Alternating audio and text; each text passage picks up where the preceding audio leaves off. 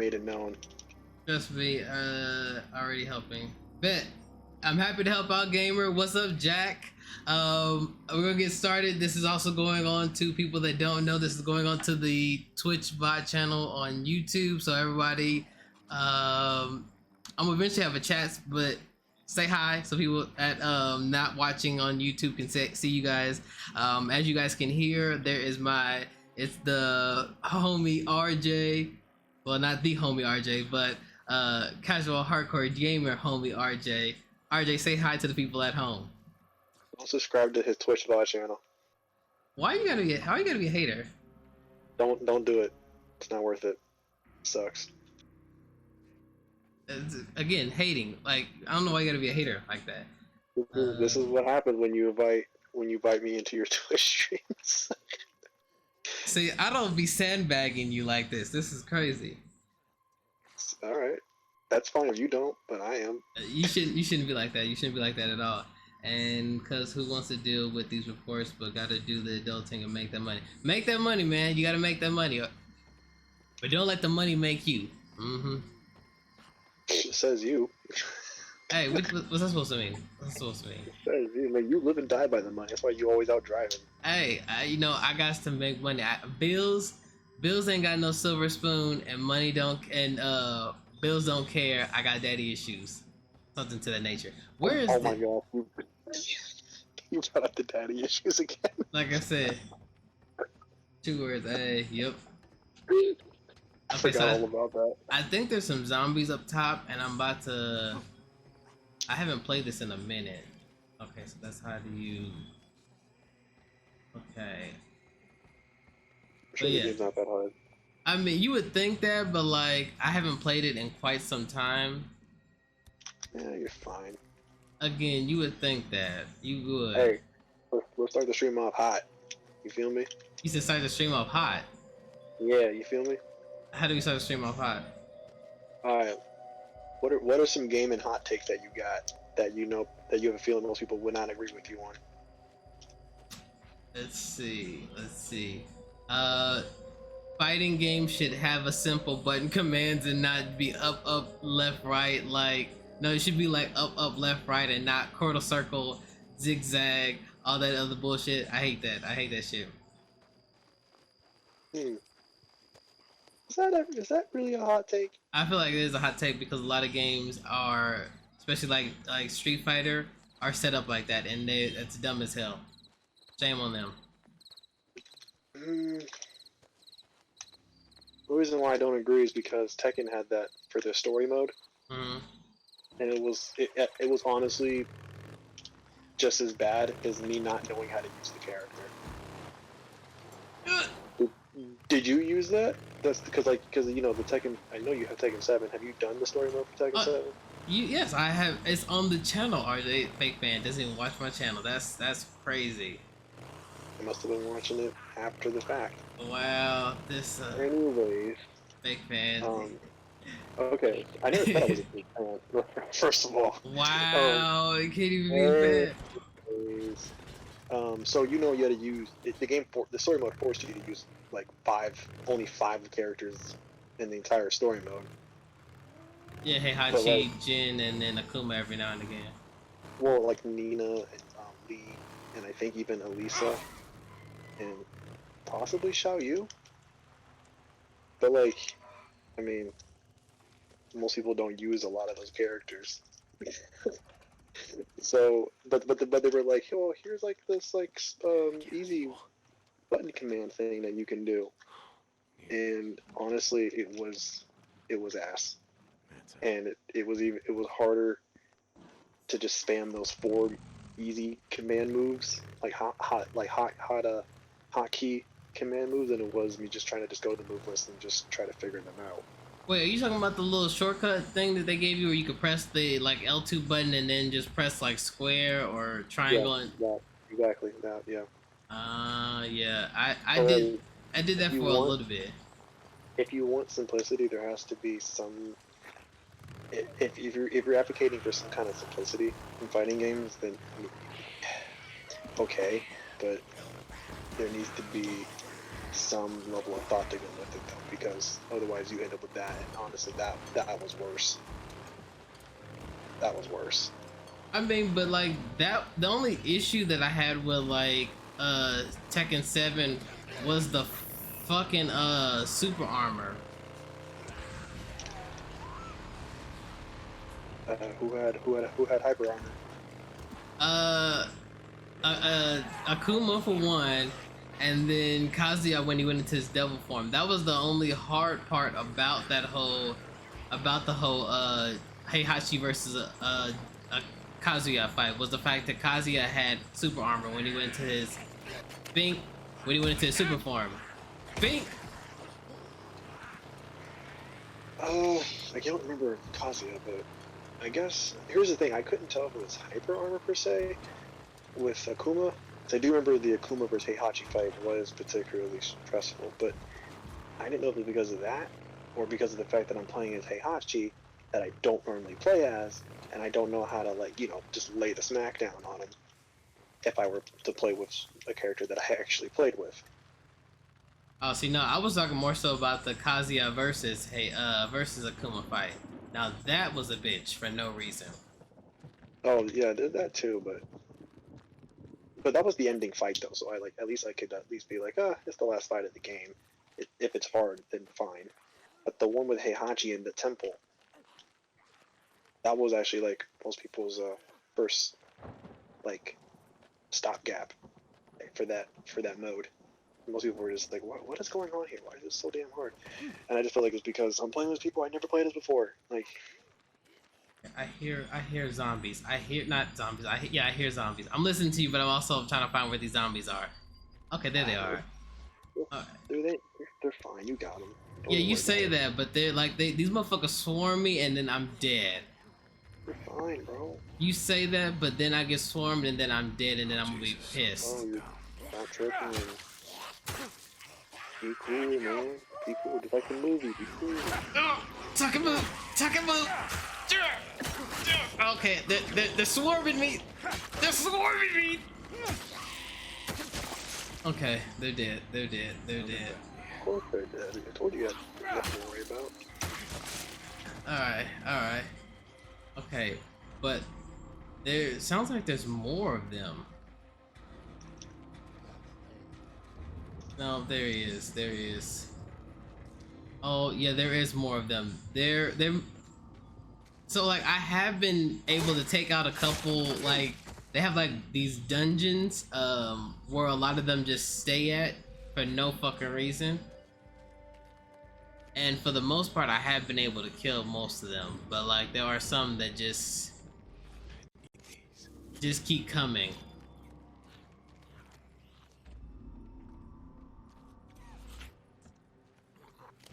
What's another hot take you got? Another hot take. Women should have non-sexy armor sometimes. Sometimes I'm not trying to get a boner when I'm playing the game. That's not a hot take, bro. That is especially a hot take. Not nowadays. Maybe 10 years ago that would be a hot take. I feel like that is a hot take because some people. Just because it still pervades in gaming doesn't mean it's a hot take. I feel like it's a hot take. Some people feel like, you know, instead just give men sexy armor. I really rather not see. The reason why it's not a hot take is because the people who would be arguing with you are, I mean, just a bunch of horny people who they're not going to make any kind of valid argument for it anyways. So it's not really a hot take. It's not controversial to say that in any way. Okay, well, Mr. Smarty Pants, do you have a hot take then? Which here's the thing. I agree with you. Well, I agree with both sentiments. Yeah, I'm gonna make sure I clip that and use that as my ringtone later. So like I'm like I know what I'm saying, but like I'm saying it as someone who like I hear you. Mm-hmm. But I am also someone who like had no problems with sexy armor. Absolutely none, zero. So, but still, like I have no good argument against it. Like against what you're saying. Mm-hmm. Like it would just be I just want to have a boner. Like that's the only argument you can make. I just want to be turned on while I'm playing a game. That's the only argument there is for it. So because of that, that's not really a hot take.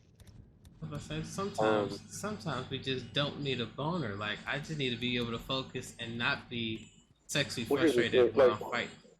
for me, like I do, like I don't if I don't mind having that happen to me in a whole game. That's just me. um, but again, like I'm not like I can't argue for it. Like I'm not gonna be in the fucking streets like advocating like we want titties. Like I can't fucking do that. We don't want titties. Yeah, like I can't. Like what? Like I'm gonna get hung out on the stake, bro. Like I can't be advocating for that. You have to Anyways, stand up for what you believe is right, and if you yo, believe that you don't need titties in the game, then stand on that. well, Hmm. to not have them in the game, that's admirable. But to advocate to have them in the game, I can't be advocating for that. I'm gonna get stabbed. Um. So yeah. Uh. Let's see here. Oh man. Let's see here. I'm trying to think of like something that's more like a game, like something related to a game. Oh. I don't know how much of a hot take. So you'll have to tell me if you think this is a hot take or not. Uh-huh. But crafting, mold, whatever you want to call it, system in a game is stupid, and it just adds another mundane thing to a game.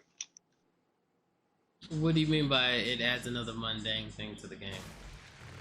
I don't know how else to explain that. It's just another feature that they're adding in the game that's just mundane that you wouldn't normally have to do otherwise. Oh, okay. Well, I So mean, like when you have to like I don't know, like let's just use a campfire or a bonfire in Dark Souls or something, and like that's the only place where you can craft things or build or just create things or whatever. Otherwise, you can't get it otherwise, or like that's the main way of replenishing things rather than buying. I To mean, me, but it's just I how don't else like are it. you supposed to like expand on the world if they didn't give you the ability to craft? What would make you want to search the world? Open up. I've seen him around. Why would you be searching the world for materials when you can also be searching the world for just the weapons and armor and stuff from the very get go without having to find material to go with it? Because the material makes the game. It makes the game good. The fact that you have to Well, look for the material. Hey, well, if Peter, you're got a okay, second? remember, I'm not asking for you to be a devil's advocate. I'm asking you. My Just, bad. I was ringing. Haven't seen him I'm just around. wanting you to tell me if you think that's a hot take. That's all I was asking They're for. working on getting me Okay. the So, most. you don't want me to be a devil's advocate? Okay, then yeah, I would say that's a hot take because like some people do feel like, yeah, like I said, that if you don't have the need for the exploring part, then the game itself will be the game itself will probably be boring. Not boring, but you could finish it quite easily. If you could get everything you need without having to explore, the game will probably go by a lot faster.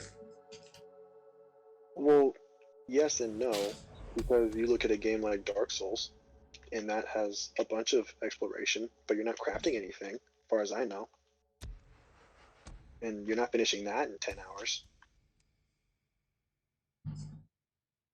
and no one's complaining about the lack of crafting. Yeah, but that's because they're more so complaining about the bosses and the monsters. Well, that's yeah, which is fine because that's what the game is about. It's about finding those people and fighting them. But I'm just saying, like, it's just I felt like I guess it's kind of toned down a bit, but there was a time in like the early 2010s where I felt like every game was adding fucking crafting to it, and I was just like, can we not, please? Can we not? Like, I just want to fucking play the game. Like, I just want to get ammo from like enemies or like finding them in the world. Like, I don't have to build everything that I need. Like, unless it's a game where that absolutely makes sense to do so, What's then been okay. keeping But you like, if it away so wasn't like, long? okay, for instance, the first time I really Those light noticed it trees was a Dead Space, Dead Space 3 particularly, and I had never played the Dead Space series, but I knew it was like a survival horror type of situation. Um, but I played the demo for 3, and you get some kind of workbench, and it's like you can craft things now, and I'm like, I'm never gonna fucking do this. Hmm. I'm never going to use this. Like I just want to play the game, get ammo like normal, and like it's all like why are you creating real? Okay. Like we're already in a fantastical setting where I'm on space, like I'm on like some kind of I'm on a moon that's somehow hospitable, you know, or at least like you can breathe on it, or like well I won't say breathe because he still has his suit, but like you know you can. It's not like an uninhabitable place. Um, and he's fighting these giant monsters that just that exist. You know, so it's like we're already throwing realism out the window. Why do we have to craft shit? So it's just that's when I noticed it because I felt like too many games were adding that when it had no business of being in it. And again, like for some certain games, it probably has a good application and it makes sense to have it. And if so, then all right. But like in a lot of games, it was just like they were just throwing in because it was just fun, trendy. So it's just annoying. Oh, also to kind of add on with that, weapon degradation is one of the worst game mechanics in the world. Okay, I agree with you on that. I definitely agree with you on that. That having to sharpen your weapons like on Monster Hunter, having to sharpen your weapons or make sure it doesn't break like on Legend of like Breath of the Wild, that is dumb. Cause I hate that. I hate having to. That's the one thing I hate about Days Gone is the fact that I have to actively keep my weapons sharp, my melee weapons sharp. But okay. I don't know if I mentioned this, but stamina is something that I hate in a game. You know, Let him I don't know how I feel about stamina just yet because the only time I have encountered it has been in Souls games, and since it's baked in. Like when they made the game, stamina was something that they thought of, right? Like it was not an afterthought. That's part of the game, right? Like people say, like you know, if you want to know if a game is a Souls like, well, it's like, well, do you have to manage your stamina? You know, and if so, then yeah, it's probably a Souls like. So like. Hey, hold on. Because of that fact, Hey, I don't Buddha's really man. get too upset How's the work? because it was. I mean, that's just how you need to play the game. That was their artistic choice for the game. See you around then. I had never like. I would like to see it done outside of a Souls game, which is I know would be challenging because if people saw that, they'd be like, "Oh, this is just a Souls game." But like, if anyone eventually ever figures out like how to have a like it's some kind of action game hack and slash or whatever, but like it's not a Souls like, but you do have to manage stamina or something akin to that, then I would like to see how it plays out in that setting, you know, because I don't mind it in Souls games, because of the reasons that I already said, but so yeah, but it's just when I play, I don't have a Switch, but David, my buddy David does, Addy, you there? and one of the first games, Yes, the first games I saw him play was Hey, so Legend of Zelda. I don't think And that he's doing so well. you know, he was saying how much he loved it. And I was watching him play, and I was like, "Yeah, this looks really good. Like, looks like a modern, like, looks like finally like a Zelda game that I would like to play." But then I saw that weapon I saw him like his weapon just explode on him, See what I can do. and I was like, "What was that?" He was like, "Yeah, that's what happens with in this game. Like weapons, they kind of just run out." And I'm like, "Are you kidding me?" He's like, "Yeah." I'm like, "I'm constantly having to like choose weapons instead." And I'm like, "Nope, not doing that." So that's like that's the one thing that would like if I had a Switch, I don't, but like if I did, I wouldn't play Zelda. It's because of that one thing. Well, you can mod it. I know there are some mods that you can set up so that way you don't have to worry about your Well, I'd imagine if you modded, you would have to jailbreak your Switch then to do it. I think so, yeah. I mean, Which I'm not doing. So you don't want to jailbreak your Switch so that way you can be able to play Legend of Zelda Breath of the Wild. no, I'm fine. But you're missing out on all the fun that the Legend of Zelda has. I'm okay. Damn. So yeah, I mean, if they do get rid of that in the sequel, then even Nintendo will have known that like that wasn't the best choice. Like I get it, it does force you to have to constantly like because it takes away the oh what's that thing called bullshit. You know, last I checked, the grasshoppers all armed jeez. themselves to the I teeth, forget the came name in, of it, killed all your fucking ants, but and took it's the everything you own. situation So where you know you're once you gonna tell find out parables, the Cope. best mode of dealing with like Get 'em 90% right. of your enemies, then that's the one thing you're always going to do. And so like it does like you'll basically like you'll never on the road. experiment with anything else the game gives you because you already found what you think is like the just basically the kill switch for everything. Hold on. I'm But like listening. I get it. Like it does take away that.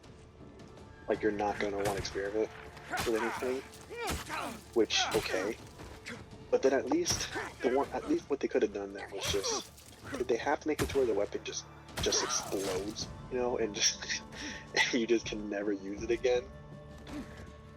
I feel like because like if they did something like how they did in Fallout, which have you played Fallout? I played Fallout 4, which I have it on my PS4, or PS4, PS5. I've been thinking about doing something for the channel for it. But I haven't figured out what I want to do just yet.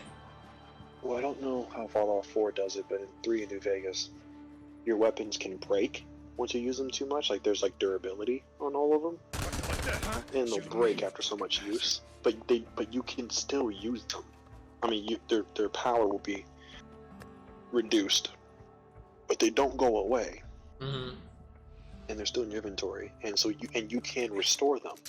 I forget how, but you can restore them. Get that durability back or whatever they called it, and get it. You basically kind of just fix it in a way. So like if Zelda had at least let you like have done that to where like it doesn't go away, it's just like this weapon's broken now, it does half the damage, or or like just even at the minutes where you can't use it, that'd be better than having it go away. Because if you found a really good weapon that you really like, regardless maybe for aesthetic or because it does crazy damage, it's just you're taking that away from me. Like it's just a bummer. And again, if they're going for realism, I don't know why, because we're dealing with Zelda here. Legend of Zelda, where we're talking to fishmen. Like, there's no realism to think about here. I mean, the realism is that you are the legend. You are the legend himself, and I will say that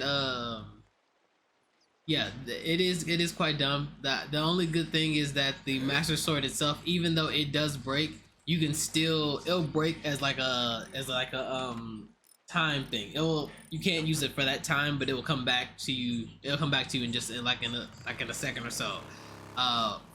Fallout didn't do that, which I am glad. I had heard stories about how people that played Fallout New Vegas, that was their one gripe about it, was the fact that weapons break. Fallout 4, we really didn't have that issue. Now the protagonist did talk, and I knew that some people didn't like that. I personally don't have a problem with my protagonist talking. I prefer them to. The whole silent protagonist thing doesn't really do it for me. Here we go. Now you just transitioned to a whole new hot take. There we go. That is a hot take? That's what I want to hear. I think it is because, well, it depends on how you're. If you mean it in a general sense, or if you mean it particular. How many drifters you guys murdered today, particular, huh? Yeah, I can tell by looking at you. Instances, I think might make a difference because if you said it for like Zelda, for instance, if you were like, I'm tired of Zelda not having a voice, that might be a hot. That probably would be a hot take because of just how long, Zelda. Link has gone without a voice, or even talking. Period. Because even in the OG games, I think the other characters, I don't know if they were voice acted. I don't think they were, like the N64 ones. I've never played them. I don't know, but they at least spoke, like they moved their mouths, whereas Zelda never did. Oh, sorry, Link never did. I was gonna say, yeah, don't have them come in that, because there's a difference between Link and Zelda and Link. I know. Have people out here angry. Yeah, no, I know. Link never even. He didn't say a damn word. He even opened his mouth. I don't know. I mean, yeah. So, I mean, yeah, I don't particularly care for it either myself.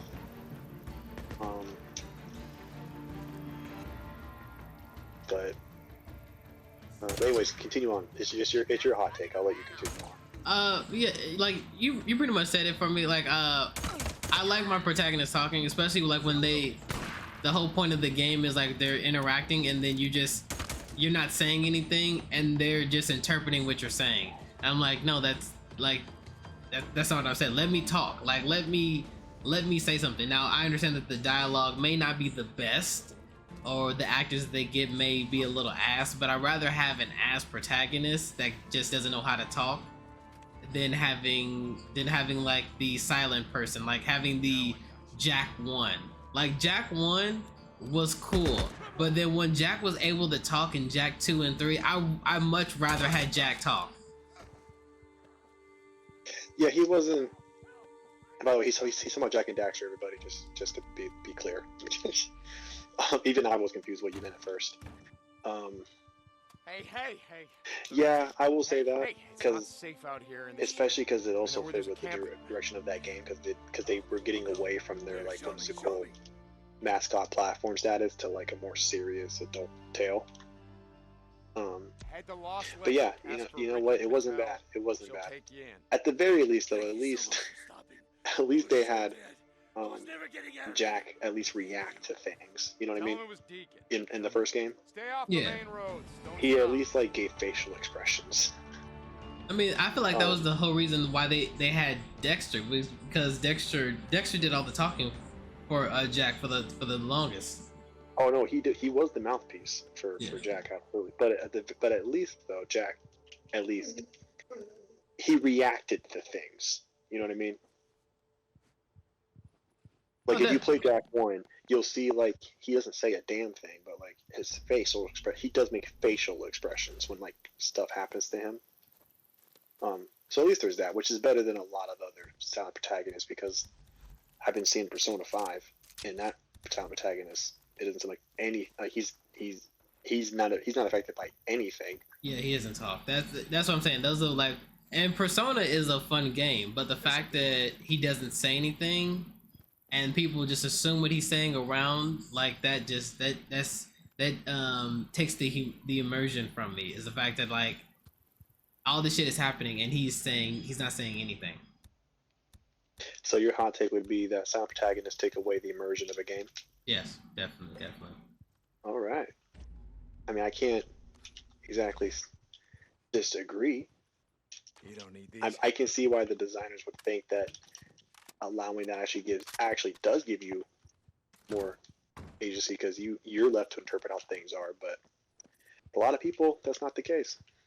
I mean, I would understand that more so if you aren't end up still pressing what they're saying. Like you're still suggesting what he should say, and the fact that you get to select what he says and he still doesn't say it, and that just bothers me. Like I understand that probably in like a big game like Persona, that they maybe not had time to give that one person have their own speech with everything else that every other character has to do. Maybe allowing the main protagonist to not talk is not a big problem, but I disagree. Again, I like, let him talk. The fact that we've had like 5 Personas and not one of them, even the Shin Megami Tensei games, the character doesn't talk, but everyone else talks for him. It's okay. Opening the gate.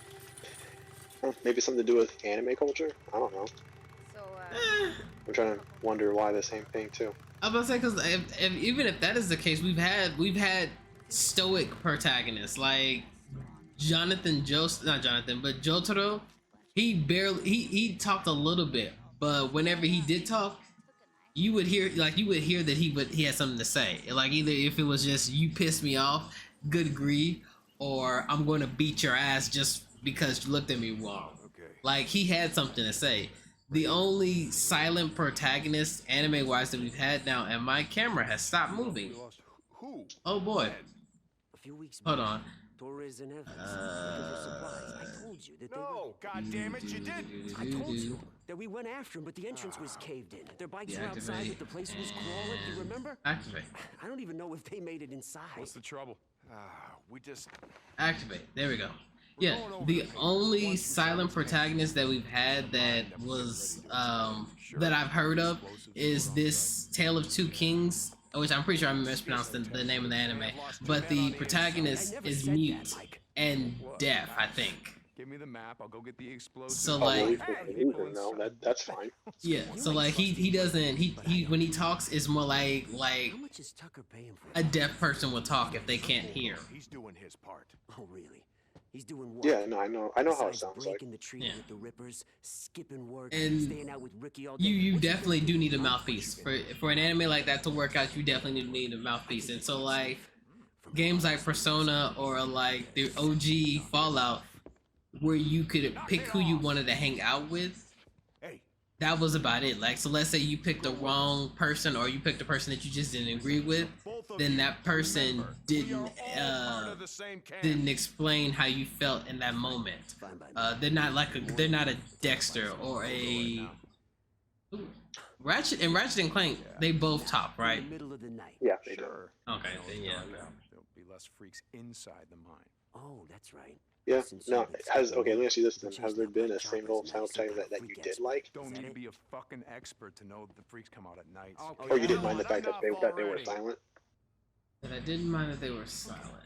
Okay, so You wanna go now? I don't know if you played it. I didn't play it, but I watched like the cutscenes of it. The OG Saints Row. Oh, no, I didn't have a 360, so Look, no. he's got his Okay, so again, I didn't have it either, but like I watched it. Like I didn't start playing Saints Row until Saints Row 3 and then onward. But Saints Row 1, when you started off, you were just like a low level gang member. And like the whole reason why you didn't talk was because like you were just so shocked, like you were like just awestruck that you finally got to join the Saints. And you would talk every now and again. Like when you would talk, people would be like, "What the fuck?" and they would be shocked, and like that was interesting. But that's the only time that I was okay with the protagonist not talking, because whenever he did have something to say, it was either some wild shit or like something really, really funny. Like they were getting ready to go fight someone, and the protagonist was like, no, Johnny was like, I'm going to go skull fuck this bitch, and the protagonist was like, make sure you wear a condom, otherwise you'll get an STD. And everyone's like, what the fuck? And he's like, what? And they just moved on like nothing happened. Your character does actually talk, though. Every now and again, yes, he does talk. Yeah, well, I mean, I guess that like halfway counts, but all right. I need a better gun. I need a better primary gun than the gun that I have now.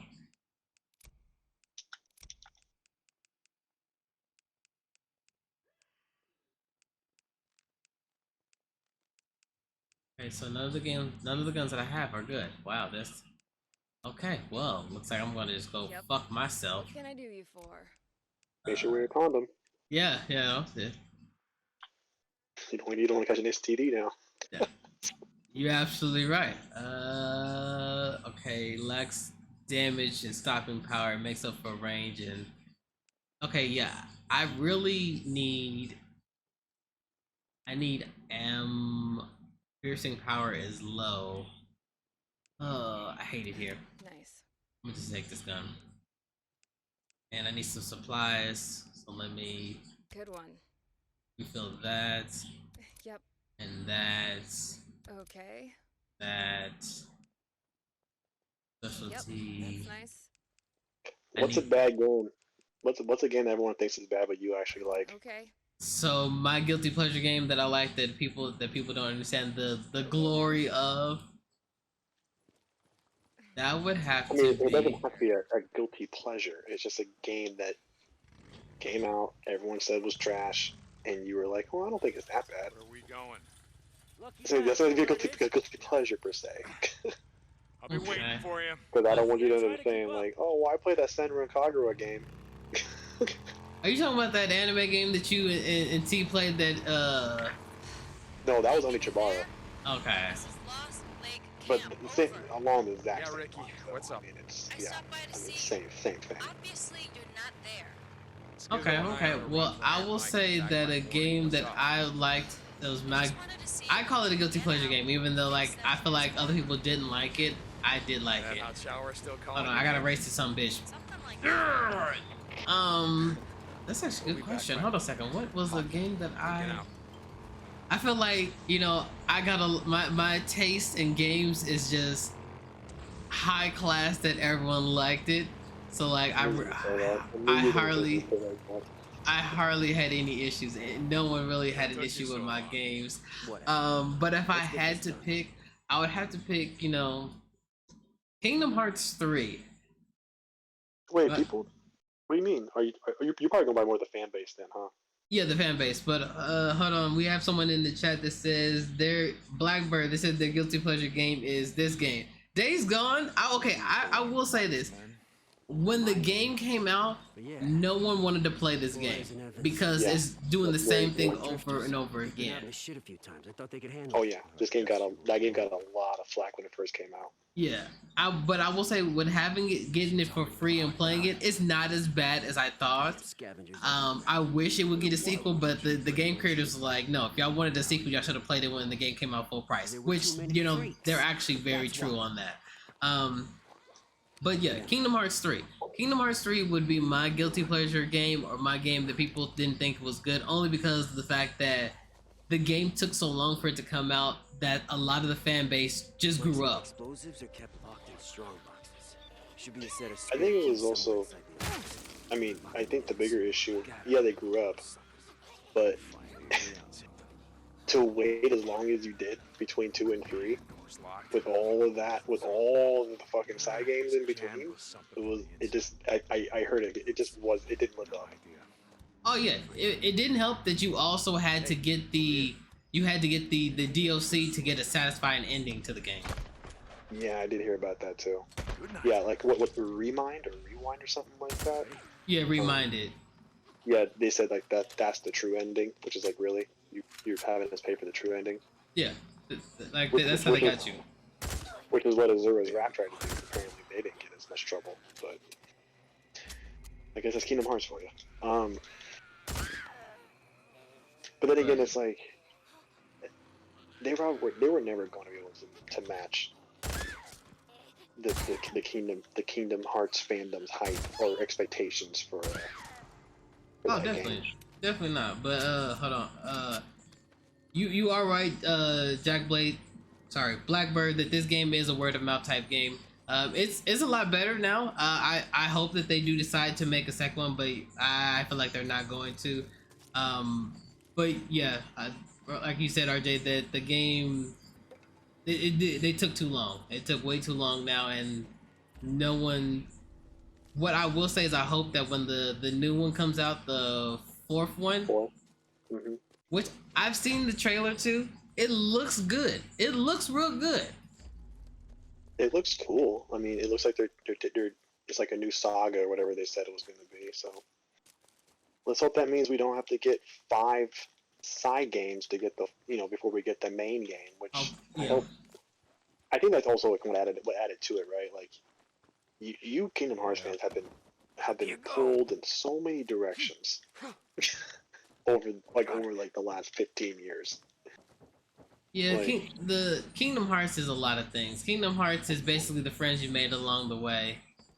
it's like, well, it's not just that. It's just like how many other franchises in the history of ever has like so many games been released on so many different Skizzo! consoles I got in it. their original releases, Great, look around. See if you can and find yet all of them matter. You didn't bring a flashlight? You know, it's like Yeah, but the batteries are no other franchise has like done that. I can't think of any other franchise that has done that. Like whenever, Skizzo, usually what happens, like found if a box of a big flares. franchise releases a See game if you can force open the on door. the I'll come in and handheld, grab it's usually like it's just another game. It's not has nothing to do with the mainline story. It doesn't have any repercussions on anything. It's just like a whole set. It might like lean on past games, but like it's not necessarily canon per se.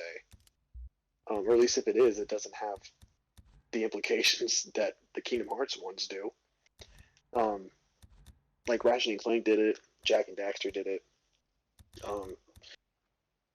Motorstorm. That's just a racing game, but like a lot of games had like DS or PSP games that were just they were just games for that system. They didn't matter in the greater scope of the franchise's story that they were telling. Give me the keys. But not Kingdom Hearts. It's like no. Like Yeah, hand them you over. better get a PS2 and gotta play the first 2 games. And it's like, oh, better get a GBA. We don't have one, so you can get the one after that. And like, oh wait, hold on, tricked you. We're actually gonna re-release that game on PS2 anyways, but it's the worst version of it. So haha.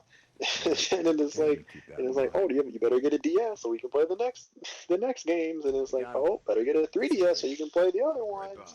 And like, oh wait, go and get a Vita so you can go play that one too. And it's like, wait, hold on, do you have a smartphone? Because you got to go play the free mobile game, to get the last piece of the puzzle. Which I was upset because like I found the mobile game back on my phone. I didn't delete it. I knew I didn't delete it. I wasn't that crazy. So I have the mobile game on my phone still. And to find out that game was important to the story, mind fucked me. It really did. For no reason whatsoever did that game need to be important to the story. Hold on a second. It's no longer available for download, is it? I don't know. I know I hadn't deleted it, but you could check and see. It should still be on there. Give me a hand. Okay. But I wasn't sure I don't know if they shut off the servers or if it's no longer downloadable. I don't think it's a. Here. I don't know. But I heard something about like it's not easily available anymore. Got it. But anyway, regardless of the fact that they had the audacity to put lore laden content in a mobile game is just asinine. At least it was free, and like at least it was free, so that made it a little bit better. But like the new mobile game that they have out, I thought you said it was gonna be clear. it looks like it's gonna be the same thing as the last one, just like an updated version of it. So instead of it being like a side scroller, it's actually 3D. Jesus. Regardless, you don't do that. You don't make a mobile game of a bigger franchise but it's imperative that you play it if you understand the greater conflict at hand. Like, I mean, because there's other mobile games like Fire Emblem's a mobile game now. Okay, first expansion. Animal Crossing has right one. off the main shaft. Like, there's a few franchises from Nintendo that have mobile games now, but like they don't matter. Like you can just play them and have some fun. But like no, not Kingdom Hearts. It's just you guys. I feel bad for you guys. That's all I'm trying to say. Like, Oh, don't get me wrong, it is annoying, and like I just had to deal with it if I wanted to finally get to the end to find out what Kingdom Hearts is. But I know another franchise that does something similar to that, like the Five Nights at Freddy's. Like, I don't know if you played it, but you know of the story of Five Nights at Freddy's, right? Yeah, there's a 1,000. Here's the thing. I initially thought the same thing, right? Like, oh my gosh, there's like 1 million games for that. The people who are about that franchise, they say it's actually not. There's not as much going on as people would think. So I don't know anymore exactly what to believe in, since I don't play the games, nor do I care. You had the honors. I don't really know otherwise. Because they're trying to make a movie out of it. Right, which that is going to be interesting. But for the actual story of Five Nights at Freddy's, while it's not as confusing, it gets more. Goddamn, it gets more and more confusing. Because they retcon things in the game. So like, it started off with you just being trapped in a rundown amusement. A rundown like Chuck E. Cheese place, but as the next game goes on, it becomes like, okay, these are like spirits inhabiting these suits. There's undead people. It's just a clusterfuck. Like now in the most recent one, they've had kid robots and Glitch Trap, which is evil Afton taking over another chick's body from his cybernetic. It's a clusterfuck. Now, don't get me wrong, it's nowhere nearly as a bunch of a clusterfuck as Kingdom Hearts, but Five Nights at Freddy's is crazy in itself. This thing's a fucking I mean, I'm base. inclined to believe Couldn't you, help knowing but which for people tunnels were who have been playing them and love them too, they say it's actually not a big deal. So I don't know, man. Regardless, it seems to be. It really is nowhere near the level of Kingdom Hearts. So, but then again, few franchises are. Um, I will say that's the next series I want to tackle, especially with them. With them should be finishing up their new DLC for the new PlayStation game. Well, not PlayStation, the new console game that they just made, Security Breach. That would probably be the next thing I play on the channel for Spooky Month. Is like Assassin's Creed. It's Five Nights at Freddy's. on this same damn vest. oh, you have fun with that. You don't wanna join in with the Five Nights at Freddy's? Wearing bright orange gonna No, get you I have killed, no bro. interest in that game. There's a lot of games where I'm like I've made like I just know for a fact I actively do not care. Like they will bore me to sleep. Even with all the jump scares? Eh, Few lines I haven't crossed, that's one of them. I don't know. It's just it does not absolutely nothing for me. There's a lot of games that are like that for me. Not So leaving it for the freaks. like Minecraft is one of them. Yeah, Minecraft was never my thing. We had it in our not performing arts, in our computer programming class. Like we had a little Minecraft thing that we could use, Mm-hmm. but the actual game itself was never really. I didn't really go out and play it on my own. Yeah, I'm not gonna say I don't. I like Minecraft as what it is. It's just not for me at all. Like I'm never gonna play it, but I absolutely do enjoy the fact that it exists because of what it's gone on to do. Like for helping kids, like learning, building, and however they're using it in classrooms and stuff like that. Like I'm all for that. All for that. Like, I mean, why would I dock that? Like, that's just like unnecessarily stupid and like cruel. Um, but as a game, to me, it is utterly boring. Oh yeah, and like I will I say, guess that's my hot take. I guess that's my hot take. Minecraft is boring. I mean, it's. I will say that while I agree with you that it's not the best, it is fun if you know what you for like the arts people, like you said, like the arts people, they have a ball with that because like the shit that you could do in that looks amazing, but the amount of effort you have to do to get it to look like that, I just don't have the attention span. I really don't. I don't have to care. Yeah, Come it's on, just. we can I mean, squeeze through I remember seeing that game from a very young age. That's a tight I squeeze. mean, not young age. I should say Got young. I this. was like almost out of high school by the time that game got Asshole, popular. Oh, very funny. Come on. But when I started seeing it, because my brother played it a lot, and Okay, the I was first like, no, this expansion game, area should be around this corner. If you're reading the no, map. this ain't doing it for me. I'm reading it right. And I know they've like gone on to like add like a proper adventure mode and shit like that and whatever, but nope. Like that's not for still, me. it's still boring to me.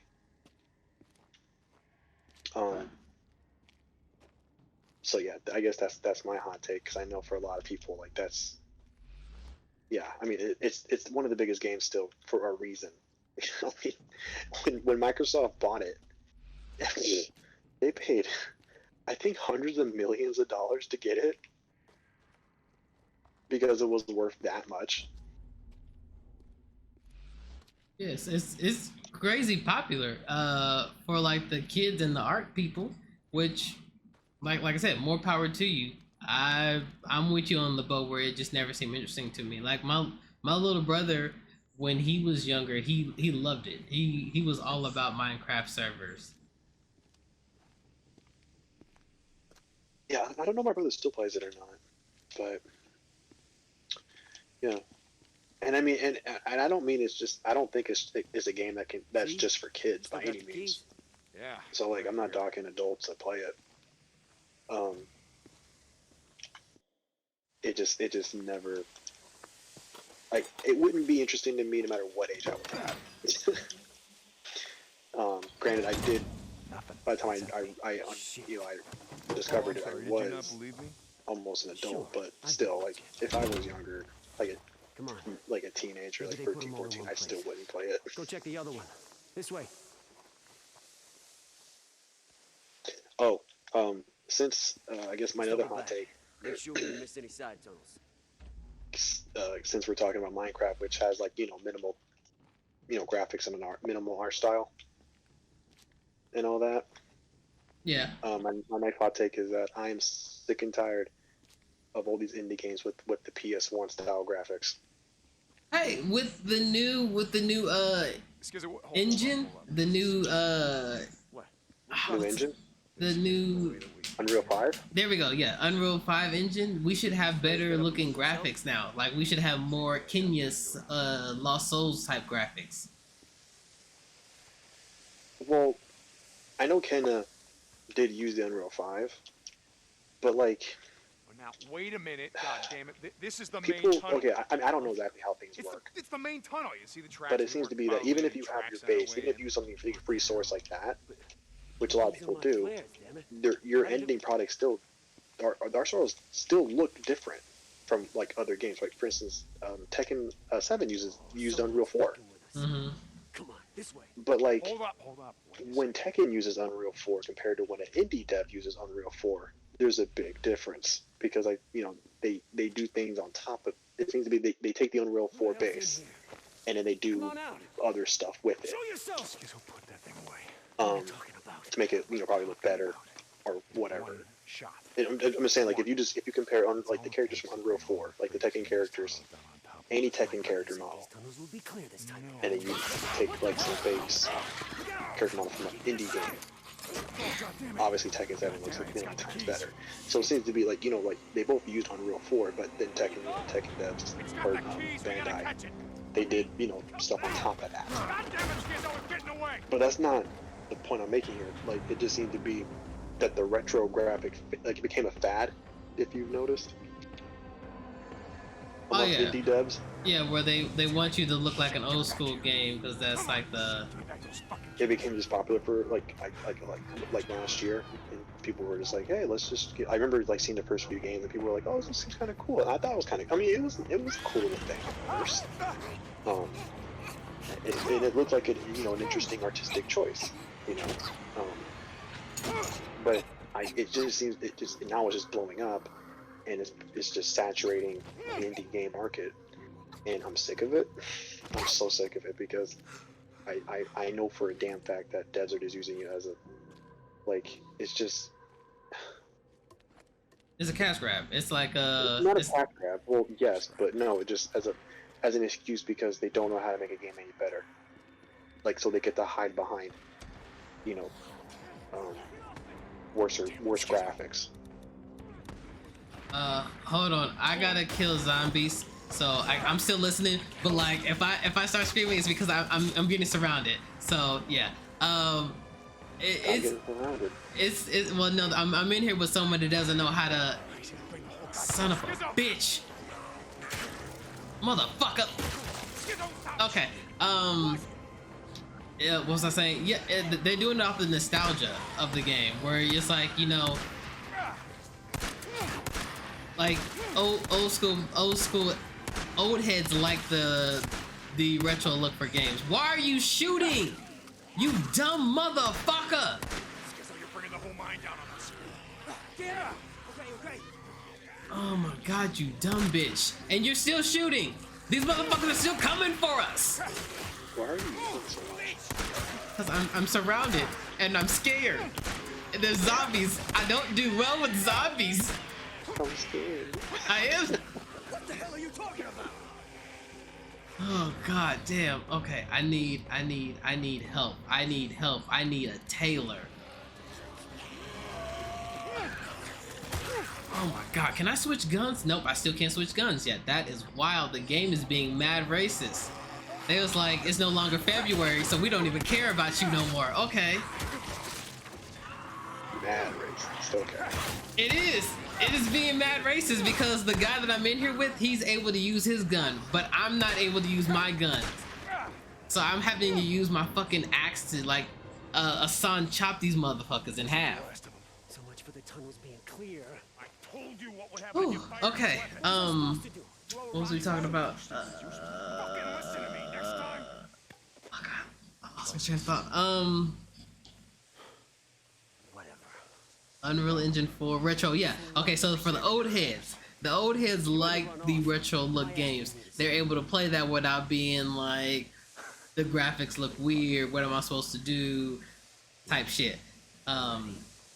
While some of us that like the newer graphics now, kind of wanted to upgrade with the time. No, I don't. That's not in my opinion, but it is at all. There's the Rippers, wasn't it? People who grew up. Had a drifter come in. Okay, even, I mean, you don't have to be that old to grow up with the PS1. Like you and I probably did, and so I mean, and you're only 26. You know, so it's like you didn't have to be that old. And no one is purposely playing these poorly made indie games just because there's a PS1 aesthetic attached to them. Nobody's doing that. What you mean? There are people that play People playing these games are streamers or YouTubers who are just trying to just jump on the best fad.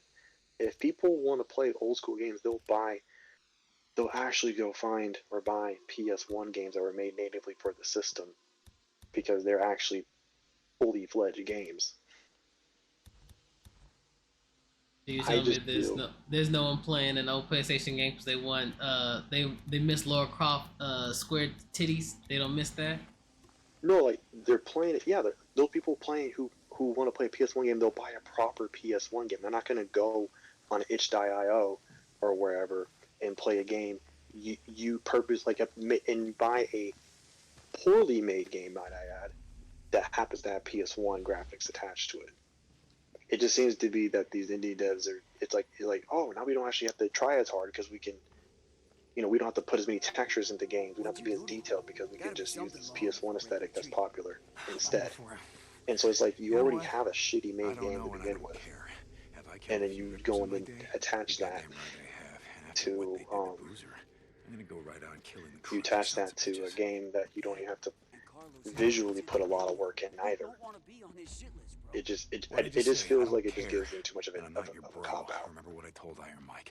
Carlos can go fuck himself.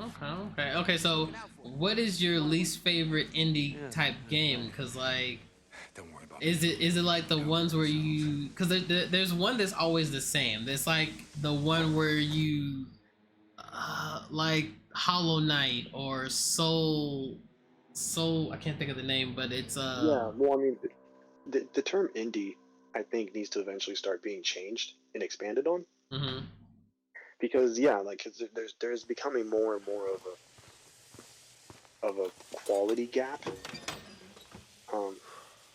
Well, before indie, you know, back in the PS3 360 era when the indie scene started actually coming up, indie really did have a huge variety of quality, and you had like huge breakouts like Fez or Braid or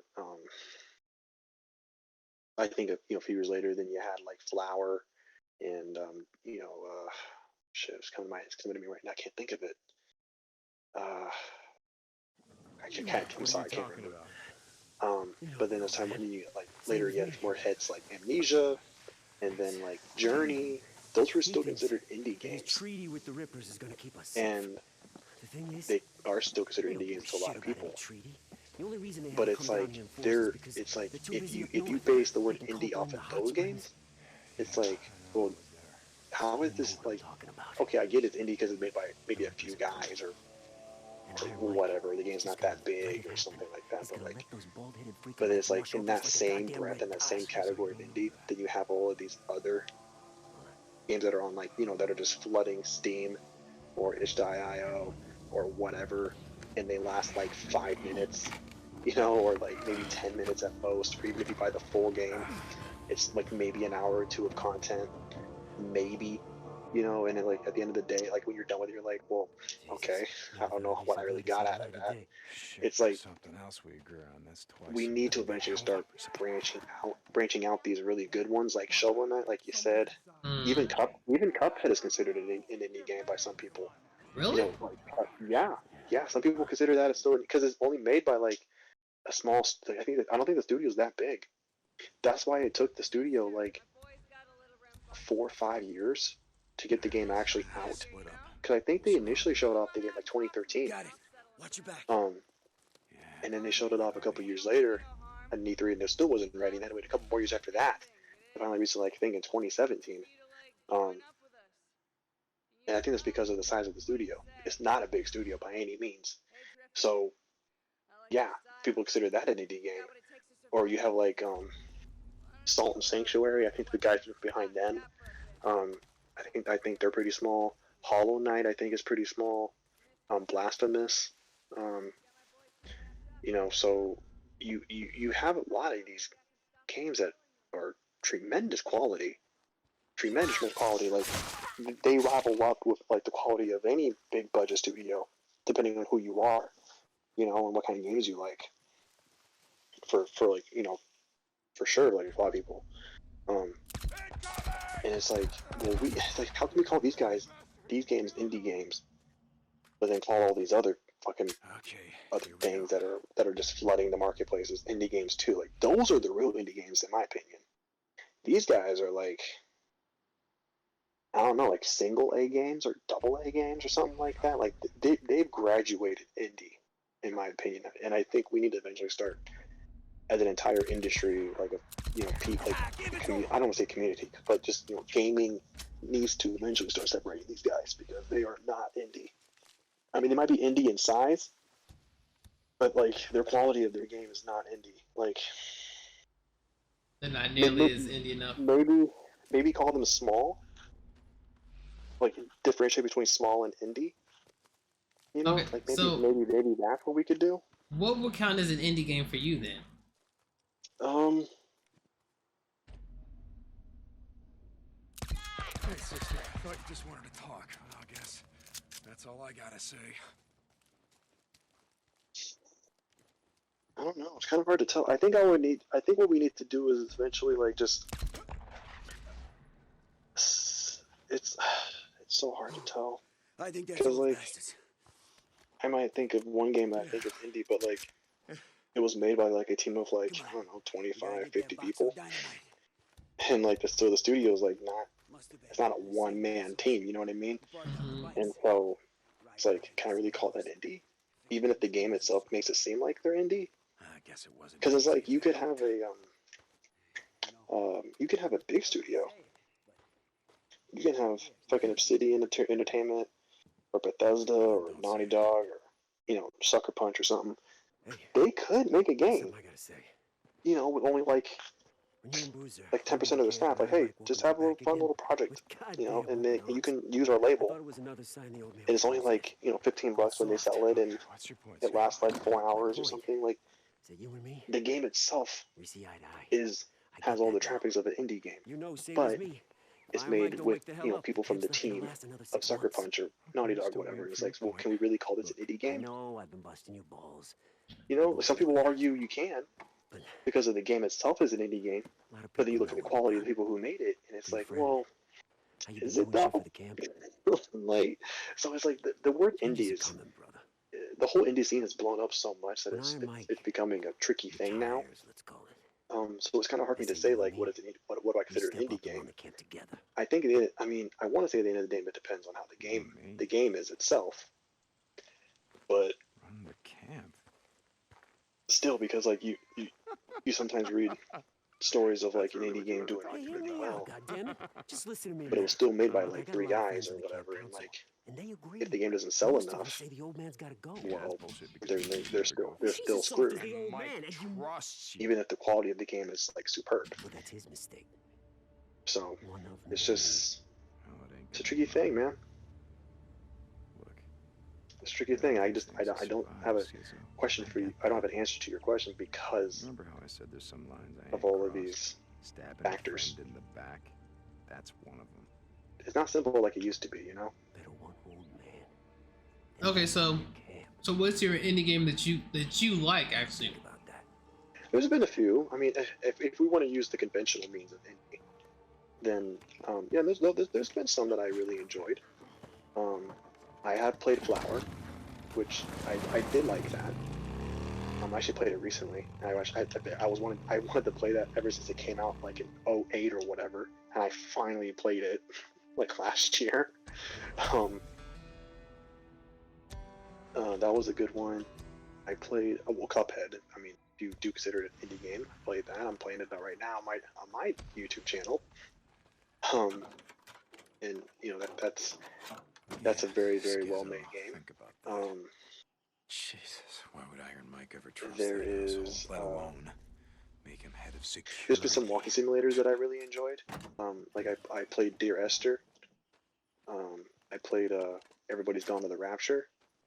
The hell? I Lost played Lake Camp, come in. Deacon St. John to Iron oh Mike. gosh, The Vanishing of Ethan Carter. You and Schizo, you find them? The So explosives? and those are all Yeah, indie, Mike, I We think. got him. Schizo's on his way And, back with everything that we found. Listen, Mike, Enjoyed all of I those. gotta tell you, that's great. Um, That's great. Now, we can't use them till we find I some would dead. have to go You know through that, right?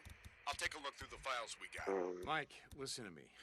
Schizo. my he's Jesus, like my what now? previously You boys played trying to shoot your games damn heads off on my again? PS4 because that's where I've been Mike, mostly playing but he, indie titles is on my PS4. run the camp, Mike. He told me him. I can tell you that, but I don't have it playing right now. Hell, Play I something know else. all about that. Remember, I told you already. Yeah. Schizo thinks I'm a pacifist. He'll get us all I mean, I killed, probably but I know he's been yeah, I'd probably take it down to Mike. that for now. Deke, like I Because said, I didn't Schizo's play got his Shovel issues, Knight. but I didn't play it's not like we don't got ours. Okay. I didn't play like some of the other ones or whatever because it just wasn't my style of game. So Jesus. Okay, but yeah, so do you think that an indie game can only be good if it's difficult, like Cuphead, or how I guess Hollow Knight's not difficult, but like if you die, there's this Loser, you there? Soul game that I can't think of that is difficult. It's not like Souls, like Soulborn, but like it actually has soul in its name, and it's a side-scroller type game. Goddamn Schizo. yeah, Soul was are you sure? I don't think it's Soul, but it's Salt and Sacrifice. Yeah, and so do you think It's like a 2D Souls game? right? And so do you think that indie game can only be good if it is like ridiculously difficult? Well, I mean, you can take that to a general. I was actually watching a video about hot takes on games, and what the comment one of the comments was, Took off. Some shit. a game can be easy but still really good. Get off me. Look. Like a he game grabbed doesn't a bottle have of to whiskey be and hard said to he was be going good. home. And apparently, I was like, really? That's a hot take? I feel like that should be, Hey, that should have just been we something that was tried. accepted. But because of you the gotta know Souls when to cut a genre, man loose, as good of You a gotta game know that it has brought when a man's done. to the community, to the industry, what it also brought was the emergence of fucking I guess you could call them, what do they call them, gatekeepers? Have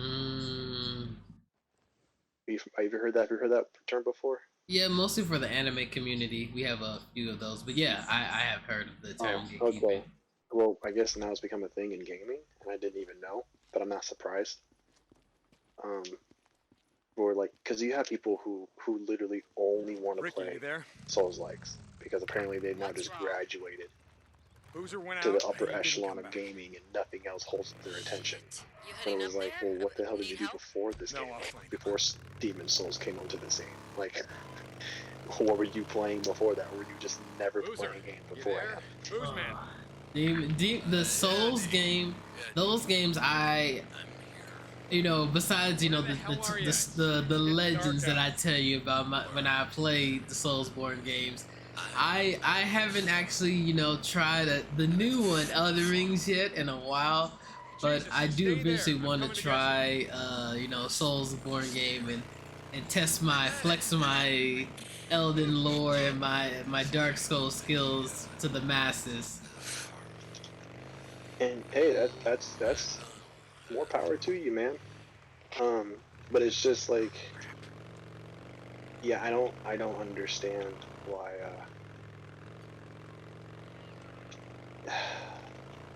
I don't know. 'Cause I mean, because I played Demon Souls.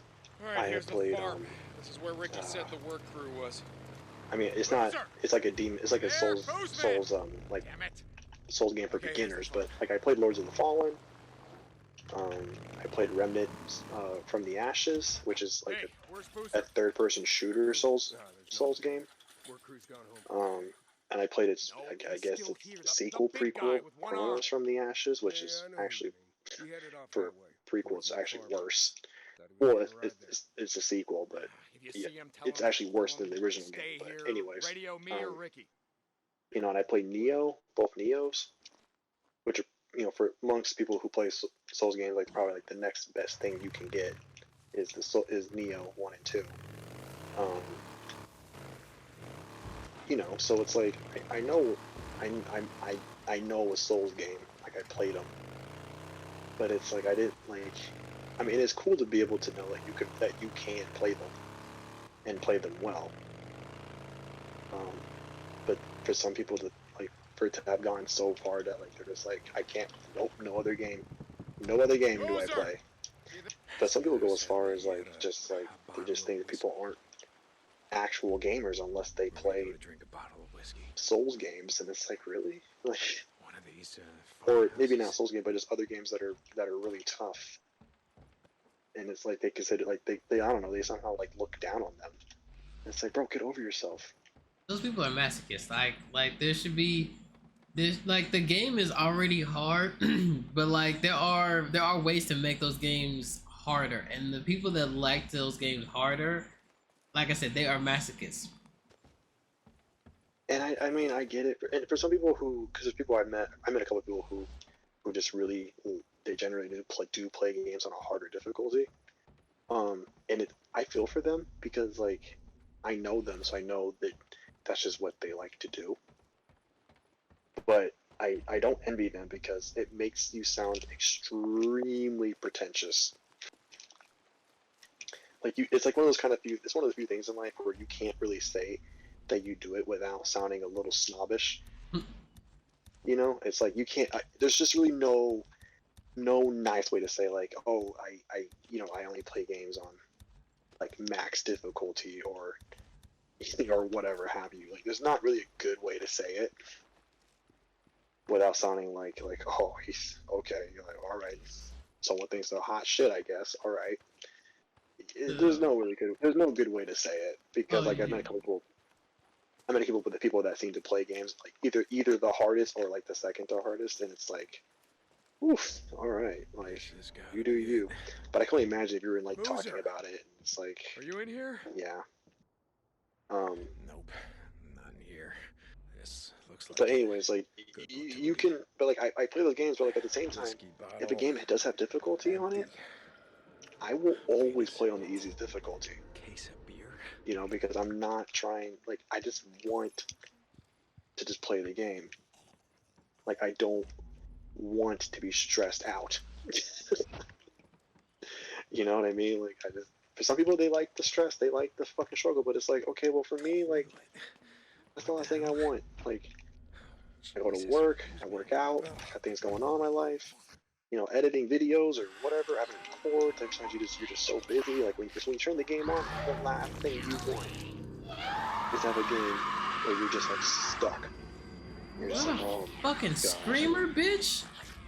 It was a fucking screamer. I'm still listening, but that bitch screamed. Someone screamed. Yeah, there was a fucking screamer, and she summoned more of these bitches. Oh, god damn it. Yeah. Okay. You've been in a dream state. Die, you bitch. Okay. In certain games, I don't mind playing on a harder difficulty. Now, like, I see that you're playing like The Last of Us on fucking grounded. I will never. I will never.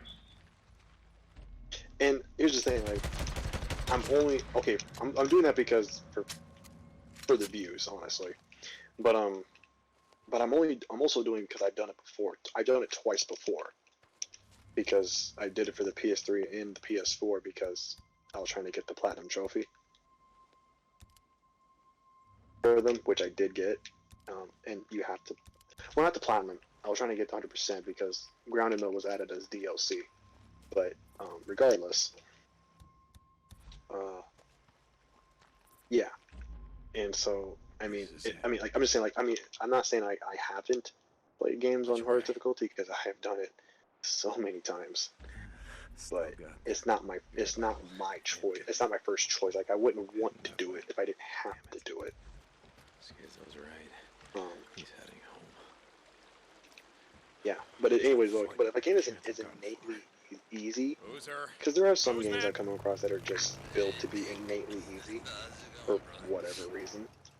You said you were at the farm. I just left, and you are the game can still be good, boozer. And so like people just need to stop just like being like the fucking troll of the bridge, not letting people pass just because they don't want to play a game that stresses them out all the time. And the game can be good even if it is easy. Yeah. Okay. So what games would you say is fun hard?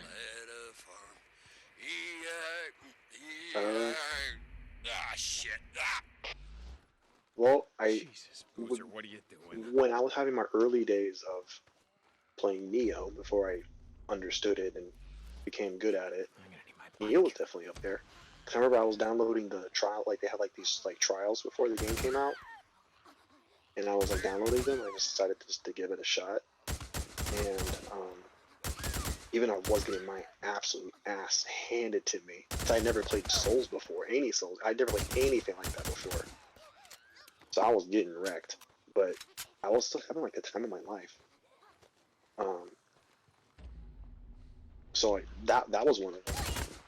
So I mean, because like that game is innately difficult because that's what it's supposed to be, especially on your first playthrough. Your first playthrough is usually your hardest, especially for newcomers. Like it is really hard. The game actually gets incredibly easy. Let's take a look around. Later on in the game, when the game gives you more things to do or to handle things, to handle enemies and shit. What do we got? Oh, I definitely believe that. I definitely, because I know like it's like Nero, like you said, in like games like Sekiro, the multiple times you play it makes it a lot easier. Yeah, for sure. Like there's 5 difficulties in Neo, and I'm on the 5th one. And the reason why I haven't beaten it sooner is because I'm trying to hold off. I'm trying to do the end game stuff called the Abyss, where you can get like some really good high level gear. And I'm trying to make these. I'm trying to try out and build these specific builds that I've never tried before, and so and again I want to be able to get these builds set up so that I can try them in the actual main campaign. So but yeah, that's one. Here? I honestly can't. Man. I mean, you're talking to the wrong person though, because like again, I don't. Even when I have to play a game on hard difficulty, that's not the first time I'm playing the game. Like I'm always gonna play it first on easy, always. So, yeah, but a game that was, I don't want to say fun, but honestly, Last of Us, even on its Survivor or grounded difficulties, it didn't, besides maybe 1 or 2 parts, the game as a whole didn't actually feel that bad. I don't know if I want to say it's fun per se, but I didn't. I played harder. I'll just say that I have played harder games. Give me a landmark or As a matter of fact, Uncharted is actually giving me more problems on its hardest difficulty than Last of Us did. So I felt like I felt like it was balanced a lot better. Yeah, now that's another thing. Like I haven't played Uncharted on the hardest difficulty, but I've seen Fiery Sage, she's playing that on the hardest difficulty, and like, well, she was playing on the hardest difficulty, and that is crazy. Like I don't see, there's like only a few games that I'll play on the hardest difficulty, and I have to absolutely know I can do good on it. Otherwise, I would not even just bother to take that L, because I'm gonna get upset, and then it's just gonna be no fun for anyone. Oh yeah, no, I saw her. Yeah, she was streaming it. I think she initially streamed it and then shared the streams on Discord. Mhm. And actually, I mean, I was thinking, I'm actually Stay right there. I'm thinking about maybe stay hitting where her you up are. Get down. Get out of to see if sight. she wants to be on the Listen for my bike. podcast. Actually, that's coming. what I want to talk about. I'm not Is hiding like from no her one. I'm going her home. playing hard games on the hardest difficulty, or at least like second to hardest, like on a regular basis. What's that? She just seems to do that on the regular, and so I'm thinking about maybe talking to her about that, seeing if she'd be down. There you are. But I haven't played Uncharted 4. I don't own it, but I have played the other three, and I did have to play all three of those on its hardest difficulty, which is called crushing mode. And there were parts where like ever been so mad that you started tearing up or whatever, like those angry tears. I can't give him a ride without my bike. Not angry tears. I'm gonna need my bike. You never got angry tears. Oh yeah, there's been times I've been so frustrated that I was like, no, I need a second. I need some time. I followed your tracks. Otherwise, I will throw a controller. Now, luckily, I have not thrown a controller just yet because these motherfuckers are expensive. But there have been times I've thought about tossing my controller or punching my monitor, like stuff like that. Well, my main thing, I'll get angry tears, like often, especially when I was younger. Like that was the only way because I knew I couldn't be destroying controllers at like 15, because like who the hell is gonna pay for a new one?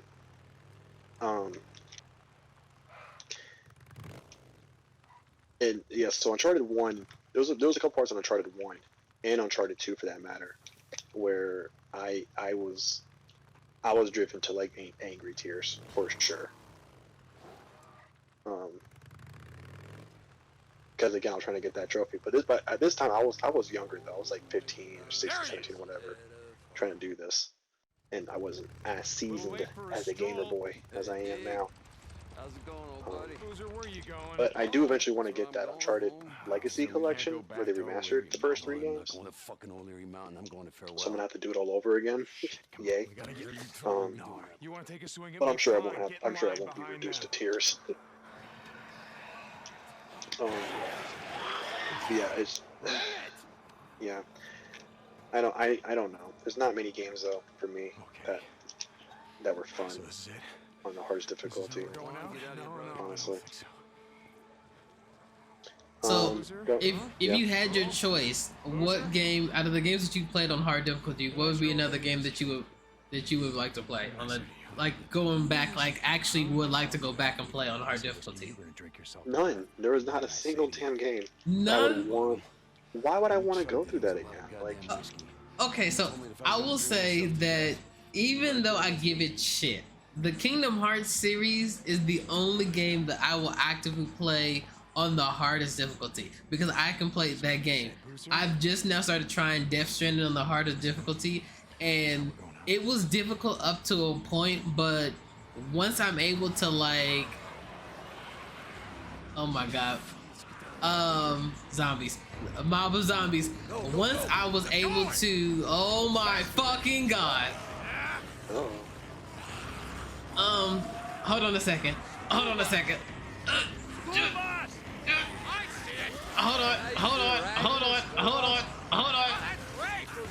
Shit. Okay, back to what I was saying. Once I was able to like keep my packages alive, the game became a lot easier. Oh, I see ya, Boozer. you know what? I did forget about Kingdom Hearts. I think Kingdom Hearts actually might be the easiest hard to. Well, here's the thing. I have very limited experience so far. I've only had to deal with its proud mode for 1 change memory, and I know they changed that beginning with 2. Well, I mean, I don't know exactly when because the timeline and all that shit, but like I know that in the 2.5 collection remix, it's critical mode, right? Like, is proud mode still there, or did they get replaced with critical mode, or are they both So available? I know, with the exception of Chain of Memories, everything else has critical mode for it now. Well, not Kingdom Hearts Final Mix, not Kingdom Hearts 1 Final Mix. Really? No, it's proud. Boozer, I mean, I just played it like a little while ago, so it's still in my head. You saved my sorry ass. Again. I could have sworn it had. I could have sworn it did, but.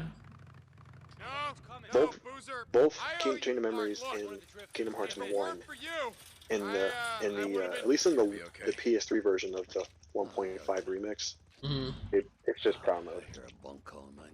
There's no critical mode. What's interesting is that, I mean, you probably didn't do this, but like, there wasn't even a proud mode in the original PS2 version of that game. Yeah, I did know that. Yeah. What the fuck is King Heat? I hate it. I hate it here. Big fingers. Working on a small keyboard does not work. One.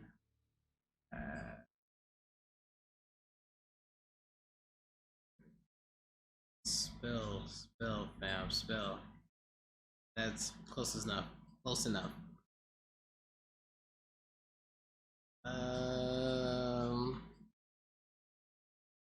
Okay, so yeah, you're right. It's only in the after one. So like the Birth by Sleep, the Kingdom Hearts 2, Recoded, Dream Drop Distance, and 3. Those are the only ones that have it. I wouldn't say only. That's the majority of the games. But here's the thing though, what I'm asking though is there still proud mode, or was it replaced with critical mode? I think there's still proud mode, but I think like if you want the hard, there is that critical mode. Well, have you done critical mode before on any of the games that have it? No, I think I attempted critical mode once on the stream for Kingdom Hearts 2, and I got beat up by like the. Okay, so you know like how on Kingdom Hearts 1 you have that little fight against Leon, and you could win or lose that fight. Leon? What's his name? His name? Really? Yeah, is either is Leon or is it Leon? Yeah, I think it's Leon. Leon. From Final Fantasy VIII, right? Yeah, it's Sproul on his original name is Sproul, but like they call him Leon, I think, on there. In Traverse Town? Yes, Traverse Town. Well, beginning of the game? Yeah. Okay. So you could win. You have to fight him. You have to fight him again in Kingdom Hearts 2. No. I'm just giving you that example. So like you know how if you lose that fight, you can lose that fight or you can win that fight. It's about Boozer's arm.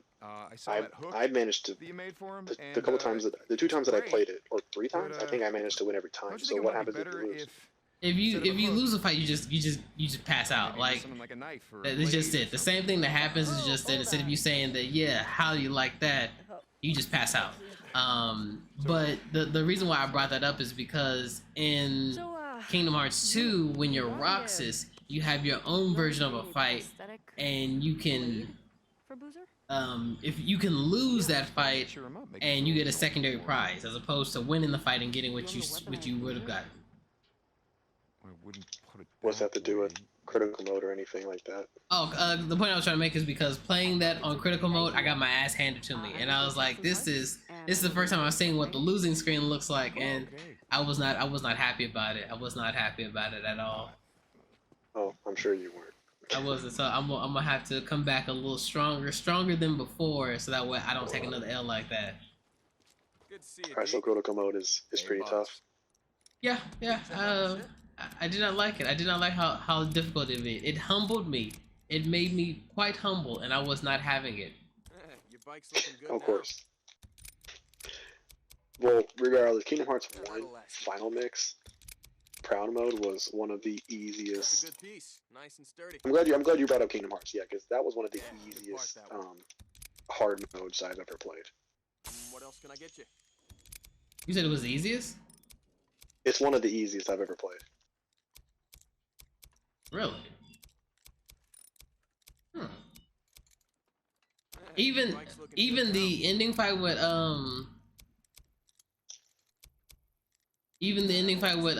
Ansem? Yeah. I mean, I'm not saying I didn't die. I mean, I can always go back through the stream, but it wasn't like I wasn't like stuck there for hours by any means. If I did die, maybe a couple times, but other than that, no, man. Like, even bosses that I thought were going to give me issue, like I thought I was going to be stuck on Maleficent Dragon, because she pissed me off when I played her the first time. Should have No. new shit later. Stop by. I think I got her in my first try. If not, like maybe my second. Like she was not an issue, and I was surprised. Like I was not expecting. I did not go into that fight thinking I was gonna wreck her, but I did. I was gonna say, wasn't like your main issue? Your main issue wasn't really like the normal fights. Like your issues were like Ursula, or at least in Kingdom Hearts Chain of Memories. I don't remember you. I think you didn't have that much fight. Oh, you know what? Ursula was she was the major hard part of both Kingdom Hearts 1 and Chain of Memories. More so in Chain of Memories. Yeah, she was probably the worst fight. Because, because in 1,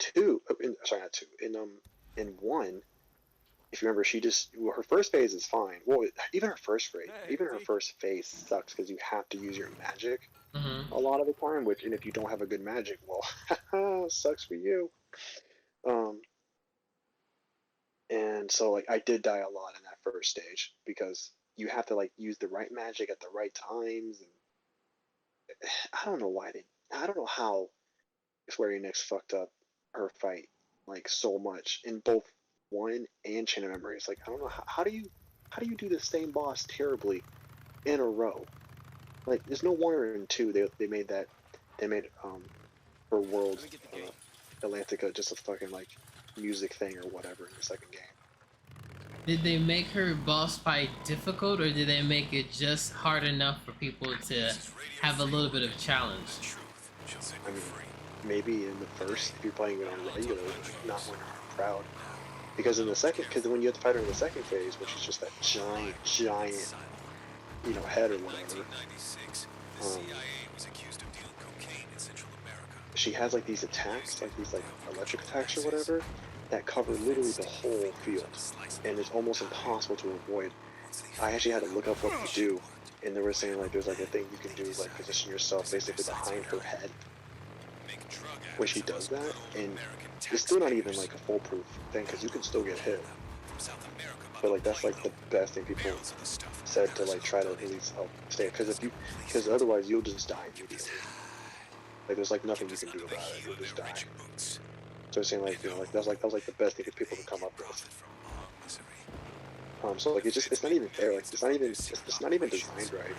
But she's like the only boss like that feels that way, which is weird. Like every other boss seems fun, but hers just I don't know. And Chain of Memories, fucking even worse. Like that's her boss is exactly why the card situation did not work. The car system could have worked if not they. the way they implemented it though. Yeah, no, it could have worked if it was back to being on Game Boy style. I don't know exactly how that car system works. I mean, I saw the paint, and like it's like a 2D game and all that. Like it is not the same game. So I don't know exactly how they implemented the car system in that one. So I can't really speak to it. All I know is that like they try to have the car system but with the same presentation as Kingdom Hearts 1, and it just did not mesh well at all. It was just one of the worst things ever. But like you can eventually figure it out and move on with your life until you get to Ursula, and it's just like that's when you realize like, yeah, okay, this car situation does not work. Under construction at Marion. Yeah, like it's not safe out here in the shit. But other than her, know where there's a camp? the rest of the game is fine, even on proud mode. Where? I'll go. I would say that it would be okay if you didn't have to worry about the fucking, because it shouldn't have given you the Kingdom Hearts 1 map, like not map, but the Kingdom Hearts 1 graphics with the camera, and expect you to still play it with the car system. Yeah, it's designed like Kingdom Hearts 1, but with this card limitation. Like it just because it only acts as a limitation. That's all it is. Like you can't just freely attack. You can only attack if you load up cards. And it's like, well, if that's the case, if they had made it turn-based, I think it would have been a lot better. Oh yeah, that would have been a good game. But then that's too much like Final Fantasy at the time that they were trying to not be like Final Fantasy. But yet they can use all the Final Fantasy characters. They can use the characters as long as you don't act like Final Fantasy. No. Which is like, but Final Fantasy didn't fucking. They're not. They're not the guardians of turn-based RPGs.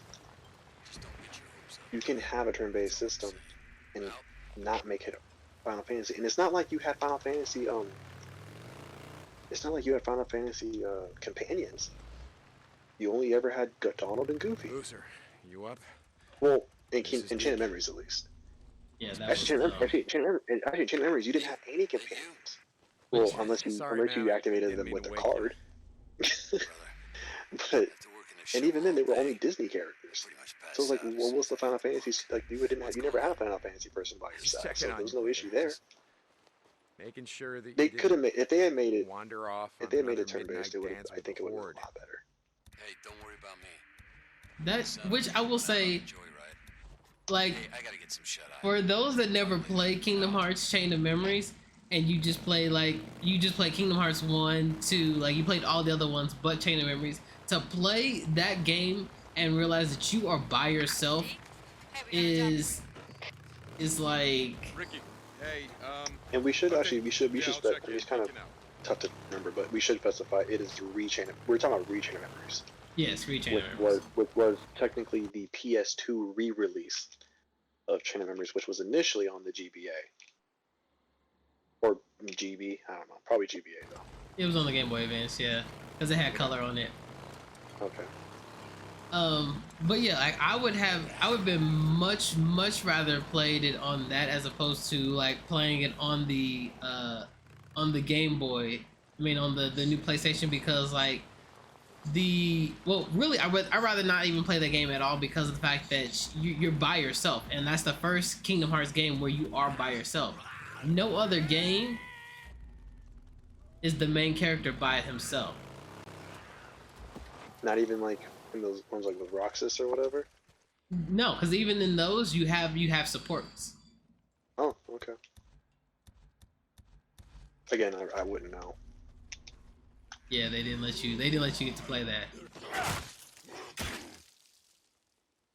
Which I will say, the game, if there was any game that I would wish that they let us play, 345 over 2, I know I said to say it right, is actually a good game. The game system is a whole lot better than the car system in Rechain of Memories. But I will say, the reason why I wish I could have just gotten 3 full games rather than the cutscenes of that one is because I think I would have been more interested in the story. Less likely to fall asleep on it. I was falling asleep. Like, I thought I'd be fine just watching the cutscenes, but it's a Kingdom Hearts game, so there's so many. Yeah. And I thought I'd be like, oh, I'll be fine. Like, I like cutscenes. I like seeing this shit. But no. That's like 8 hours. Like me and my brother used to. We will watch that and we're like, okay, we'll be able to finish this and then get the little theme for the PlayStation and then move on to the next game. We sat down and started watching it when the sun was still up. Like, it was afternoon time. We were still finishing watching it well until like the wee hours of the night. We're like, why is this still going? This game should not be as long as it is. Yeah. And I mean, it's also because it's Kingdom Hearts, so it was kind of hard to follow at first, especially since the 358 isn't it where the first half of it or whatever takes place like after 1 but before Chain of Memories, and then the other half of the game takes place after Chain of Memories or something like that. So 365 over 1 happens right when Sora gives his heart up to become a Heartless. That's when the game officially starts. Oh, okay. That's so almost towards the end of Kingdom Hearts 1. Okay. Yeah. And then when Chain of Memories happens, that's when like Axel and them are going to Castle Oblivion, and you know they find out that Sora's memories is locked away, And then once that happens, then the rest of the story after Chain of Memories is just the 365 over 2. God damn it. I do like you can't make up your decision on what the name of the game should be called. Oh yeah, like I know it's not like whatever I'm saying. I know that's not it, but like for the life of me, I will always call it 365 over 2. Okay. Cause like there's no reason that the game should have that many it should have that many numbers on it. There's no reason for it at all. Too many numbers. It has way too many numbers. Like when you have other games like this, you have Rechain of Memory, Kingdom Hearts 1, Kingdom Hearts 2, Dream Drop Distance, and then you have the only one that actually has a number to it. You expect me to like more than just like initial numbers to it? You expect me to remember that? No, they can go fuck themselves. It doesn't look too That's bad. right. You tell them. Yes. Good. Make your game a lot more easier to like remember. Like there's the melody of Madness. I don't think it's Melody of Madness, but like the musical one that they have for Kyrie's board, which MOM. Yeah, which you got to get that one too. Melody of Memories, I think it is. That What one. is that game exactly? Like, I've seen it. How is it like just a rhythm game or something? Yeah, like, it's a rhythm game of like the whole story. It's like basically Kyrie's retelling of Kingdom Hearts. Again, so it's someone else's retelling of Kingdom Hearts. Okay. But I asked my friend more so an acquaintance that plays Kingdom Hearts, and he was telling me how there's only the cutscene, the last cutscene for that game that's interesting. Everything else you've already seen before. I was like, okay, so basically don't buy the game, just watch it online. Which at this point now, that's what I'm having to do with a lot of these Kingdom Hearts games. Is like, if it's not important to the story, I'm just gonna watch someone else play it and just like stream that part. Is there? So you're not fighting or anything in that game, are you? You are fighting, but it's like more of a musical. Yeah, it's more like a musical thing though. Like you fight as you move around. So like the musical keys is what you do for fighting. So like you play Sanctuary or the other songs, and you just fight as you're moving around. Okay.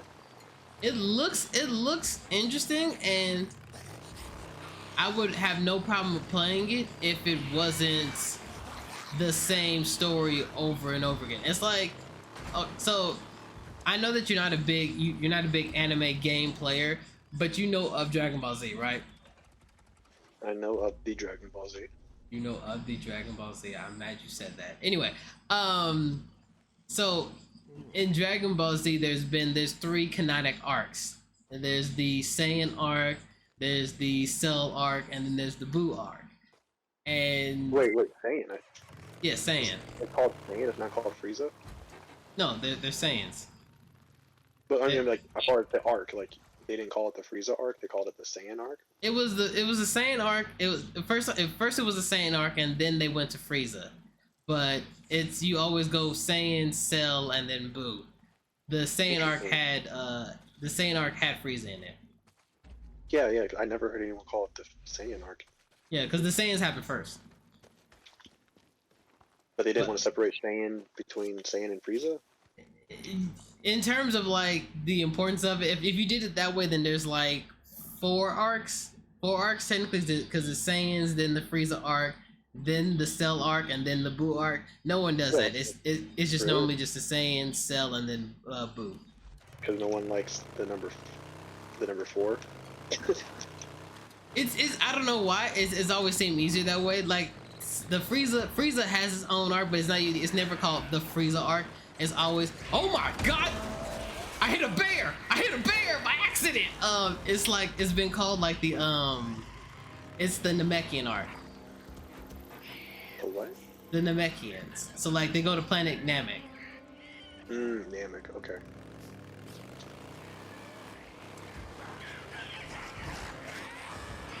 Oh shit. But my point was that for each of those games, for each Dragon Ball Z game, they've always done those 3 stories over and over again, with the occasional GT arc, which is technically not canon, but people that like Dragon Ball Z likes GT sometimes. Wait, GT isn't canon? No, GT's not canon. Dragon Ball GT? Yeah, Dragon Ball GT's not canon. That was after Z, right? Yes. How long did that last? GT happened for about what the fuck are they trying to circle me in? You motherfuckers think you go swarm on a nigga? Okay, you actually swarming on a nigga. I gotta get out of here. So like GT happened like a couple years after Z, canonically. No, I mean like, okay, not canonically. Like, just when did it end? Like, when did it happen and end? Oh, in the show, or you mean like when did it come out? In real life.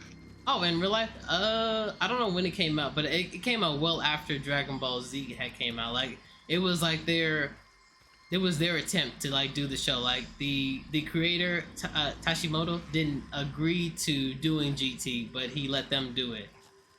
I was gonna say, it didn't last long, did it? I mean, it lasted. The show finished. The show had its ending. No, but it didn't last long though. Like it didn't go as long as Z did it? Oh no. Original Dragon Ball? No, Yeah, I definitely remember. not. Like, my brother, he watches Dragon Ball, like all that stuff, and I think he was telling me like it wasn't received very well. The issue that some people had with GT was the fact that they tried to do they tried to bank off of Dragon Ball and combine the parts that people like of Dragon Ball with Dragon Ball Z. So like they had Kid Goku coming back, but instead of him being actually Kid Goku, he was adult Goku in Kid Goku's body. Oh, okay. Yeah. There's Black Star Dragon Balls that were apparently more powerful than the normal Star Dragon Balls, and they brought back Emperor Pilaf, which he was in Dragon Ball, and he asked the Black Star Dragon to make Goku small again. What the fuck?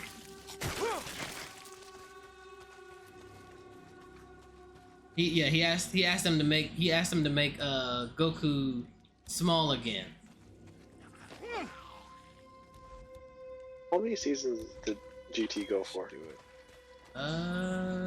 If it didn't, cause I remember they told me about it. I was like, huh, okay, GT's out, okay, whatever.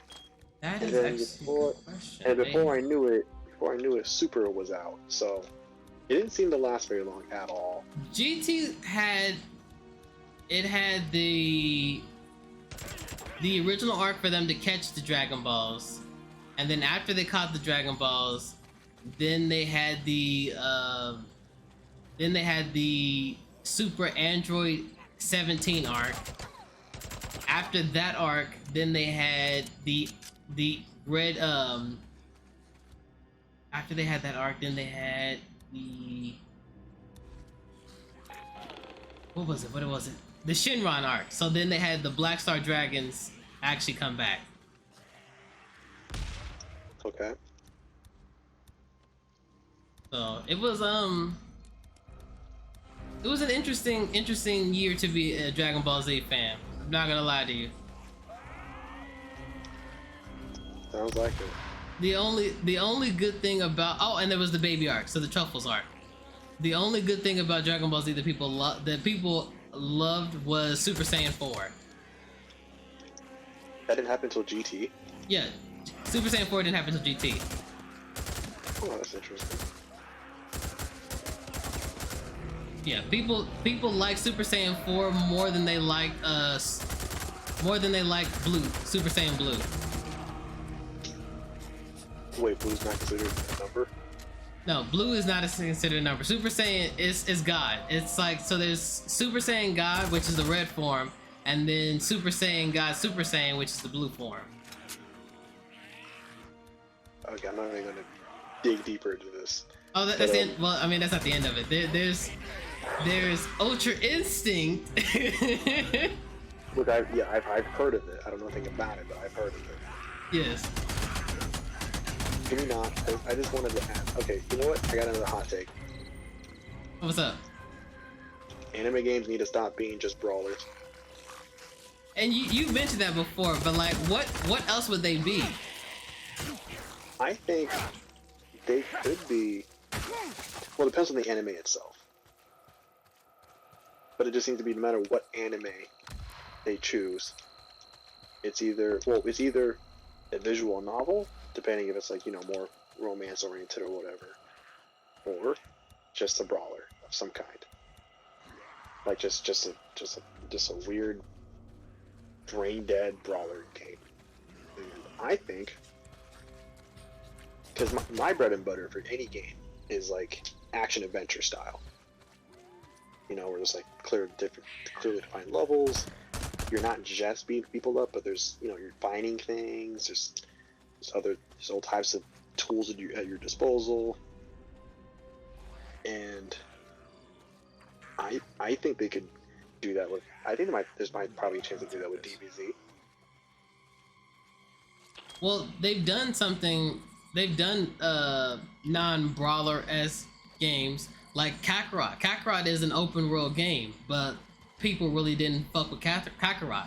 But that's also because they just retold the story of Goku all over again, and that was, you know, there's been like over 400 games, not really 400 games, but damn near close to 400 games of the retelling of Goku's story. People are tired of hearing Goku's story. One of those micro recorders. Yeah, they're like, fuck him. He's a little bitch. I wouldn't say he's a bitch, but like a bad father, yes. A bitch, I don't know. Straight up bitch. Yeah, I know Kakarot.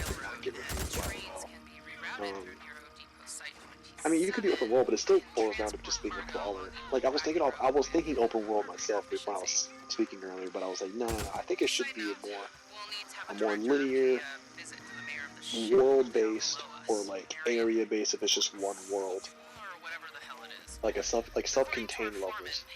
They can be pretty big though if you want them, but the self-contained levels where you have a clear destination, clear goal for each area, and then, you know, I don't know. I just feel like you could easily do that. It could be more engaging. But like, how would they? Not, but even if that's, I mean, I don't have it clearly defined, but I think that there's room for anime games to expand beyond the tried and true of what they've always done. And like I said, I'm open for suggestions. I know I'm not like a game dev, but like the reason why they've done what they've done so far is because the formula has been just like a brawler. I know why. Trust me. I mean, I talked to David about it. He said the same thing. Just because that's just what it's always done, and apparently people still get them, so they don't see a reason to really change anything. But it's like, well, wouldn't the reason be to possibly sell more? Which, like, I don't know. I just feel like that. I mean, especially something that has gone as long as that. I mean, what happens is, okay, yeah, you'll get your fan. It's like YouTube. You'll get a consistent fan base that will always buy your shit, which will bring you maybe enough satisfactory results for you in the company. But like, if you ever want to see real growth, well then that's going to have to call for you to do things you haven't done before, so that you can get people outside of your initial base to buy from you. Oh yeah, and they don't care about that. They just want the initial sale. Once the game developers get their sale, they could care less about what we game the players would think. That's why they send out a game every like year or so. No, what I'm saying is not getting money from that customer after the sale. I'm talking about getting more initial sales to begin with. That's what I'm saying. Like, if you want to get more initial sales that you can just not give a fuck about afterwards, I'm saying if you want to do that, expand that, then you're gonna have to try different things. Now, if they're fine getting the same amount of revenue for these games that they put out, then all right. I mean, that's the prerogative. But if they ever want to do something more, or see possibly potential of greater results from their games, then it calls for them to kind of take some risks, like creative risks. Because I mean, I don't know. Like, I feel like, yeah, you guys have locked into the routine of an anime game, but it seems to be that you guys also definitely would not mind having something that is different than what has been come out before. I mean, if you and David are anything to go by. Oh yeah, because David said the same thing, because he hates them too. That's why he actually doesn't play any of them. He's stopped playing them, and he's as much of an otaku as you are. Again, why I gotta be an otaku? Isn't that what you guys call yourselves? I mean, I prefer the term weeb or anime fans. I would have thought weeb would have been around the same. Is otaku like a derogatory word? 'Cause I thought weeb would have been a derogatory word. No, I mean, an otaku isn't really a derogatory word for me. I don't even know if it is a derogatory term. I normally have been known as a weeb. I've never really called myself an otaku. Oh, well, I thought they were the same. I mean, like interchangeable. They probably are. It's like I said, I've just never called myself that. Okay, well. And I was, like I said, while I don't like some anime games, it literally has to be a brawler, and that's only because it's a good game to play for other people. Like when it's a couch game. Like if I get an anime game and it's not a couch game, I'm upset. I'm more upset if I get an anime game and it's not a couch game. Like the JoJo game that I have. The fact that game is not a couch game, and that it's supposed to be multiplayer, but it's only multiplayer if you're playing online, that bothers me. Because is that how it is? I mean, are you just basing that off of the demo? No, like I actually have. So not the one that I played that I played with Real Profit Gaming. The first one I had, the Eyes of Heaven. So there's Eyes of Heaven, and then there's All Star Battle R. Eyes over Heaven is 2 players, but you have to be online to play the second player.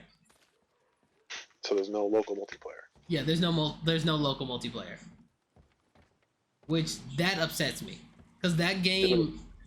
Is it a fighting game? Like yeah, like it's an open sandbox version of a fighting game. What does that mean?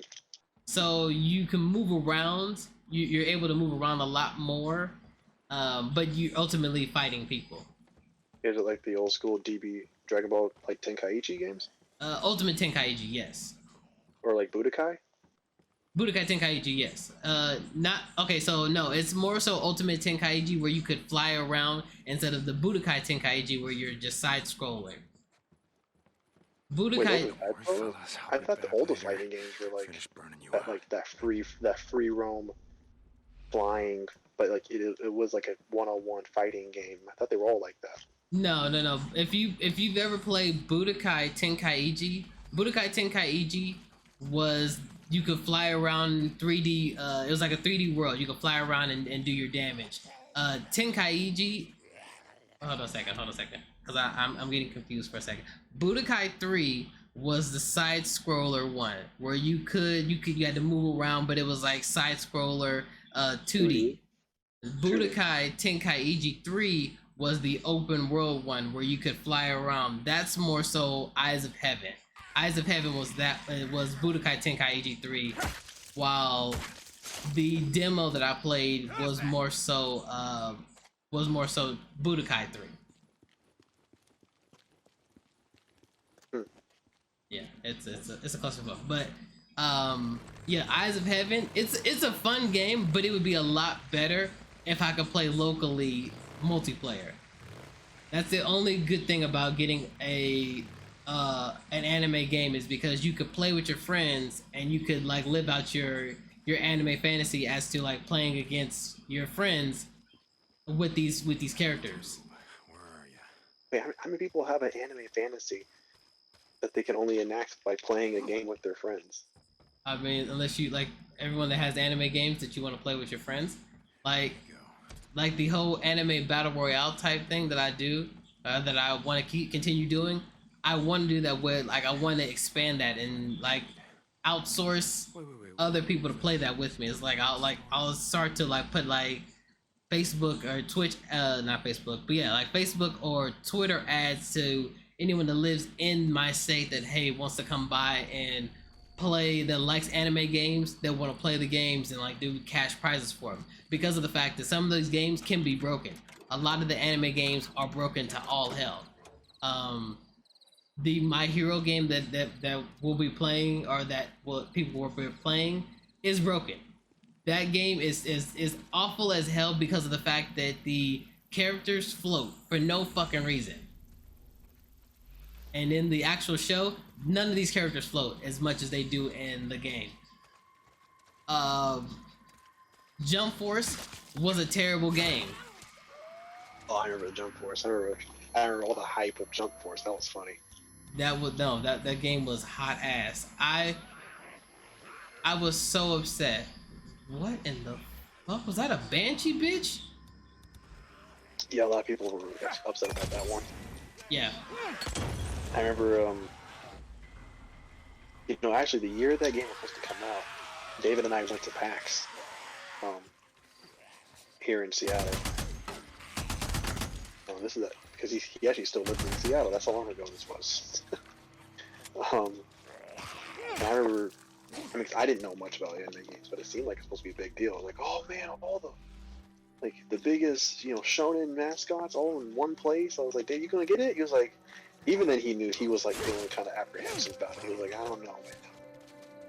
And then I was like, so how'd it do? And he was like, it's just another fucking brawler game. Like, it's not even. I was like, oh, okay. I was like, I'm sorry, man. He was so disappointed. I guess that would have messed with their heads. Like it. Okay, so like the fact that it's like I said, for me, the fact that it's a brawler was never an issue for me. It was the fact that if you look at the game itself, you would think that it's not done, and the game itself was not done. It needed more time in the oven. The game was heavy particles. There was too many particles for the game. The game's motion didn't work. Like there was a scene where one of the main characters, Vegeta, he was turning evil, which anyone that knows Dragon Ball Z, Vegeta turns evil a lot. That's not a really big shocker. But the way he turned evil, there was a cube that went up his ass. And he didn't trigger, he didn't like do anything. He didn't like say he didn't fight it. It went up his ass and he was evil at that moment. That's a bummer. Yeah. I mean, don't get me wrong. I'm all for like I understand them not wanting to like show signs of like being sodomized, but you at least show some sign of emotion from that exchange. Some of the characters looked a little ugly. Frieza, for one, he looked really, really horrendous. I did not like how they made him look. All the characters had like real deep texture for some of them. It was just not a good game. But it's a game that I can play with people. That's the one thing I take from it. It's definitely a game that I can play. If I ever have people over, be like, hey, do you want to play this game? And they're like, what is it? It's Jump Force. And they're like, what is it about? Well, it's an anime brawler. And that's pretty much all people need. Is just like, okay, well, we could play a game with each other. I guess.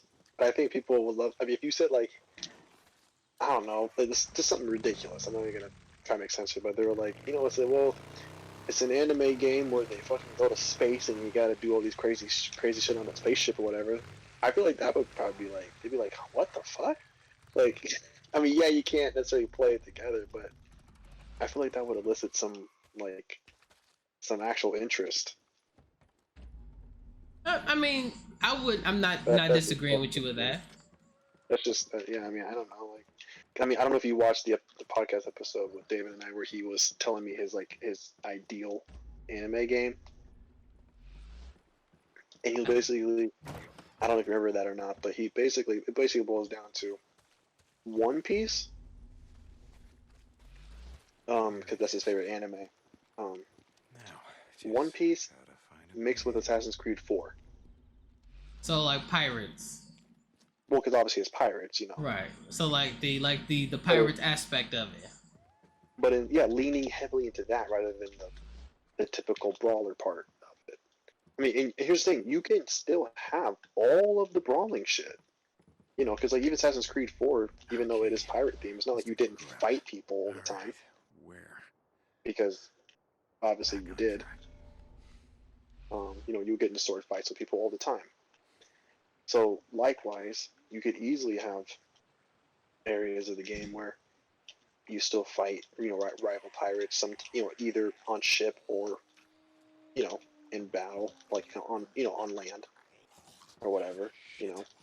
But he was just it boils down like if they were just like if they basically made Assassin's Creed 4, but with the One Piece aesthetic and like, you know, One Piece things like that, he'd be like that would be the game, the greatest game ever made. Which I feel that is just you, and which again I'm not nearly as big of a One Piece fan as David, but they really don't do pirate shit that much. Like they literally are boxing and fighting damn near most of the time throughout the anime. Here we go.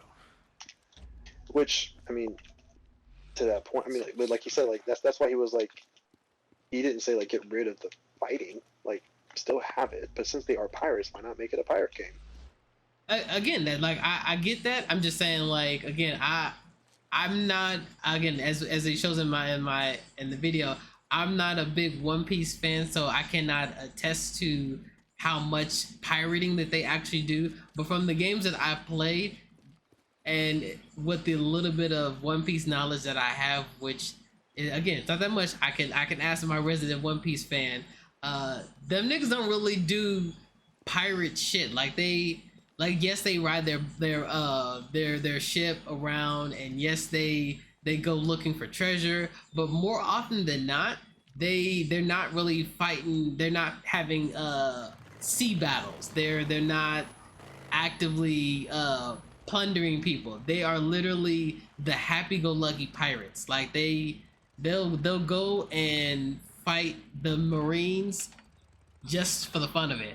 They'll land their ship, go to the island, and then run hands with someone on the island. I have yet to see them motherfuckers actually use their cannons for anything besides target practice. Well, there's nothing stopping the devs from making it to where it is more pirate focused. I mean, you can still follow the canon, but add in some of that extra stuff though. I mean, there's nothing stopping them from doing that.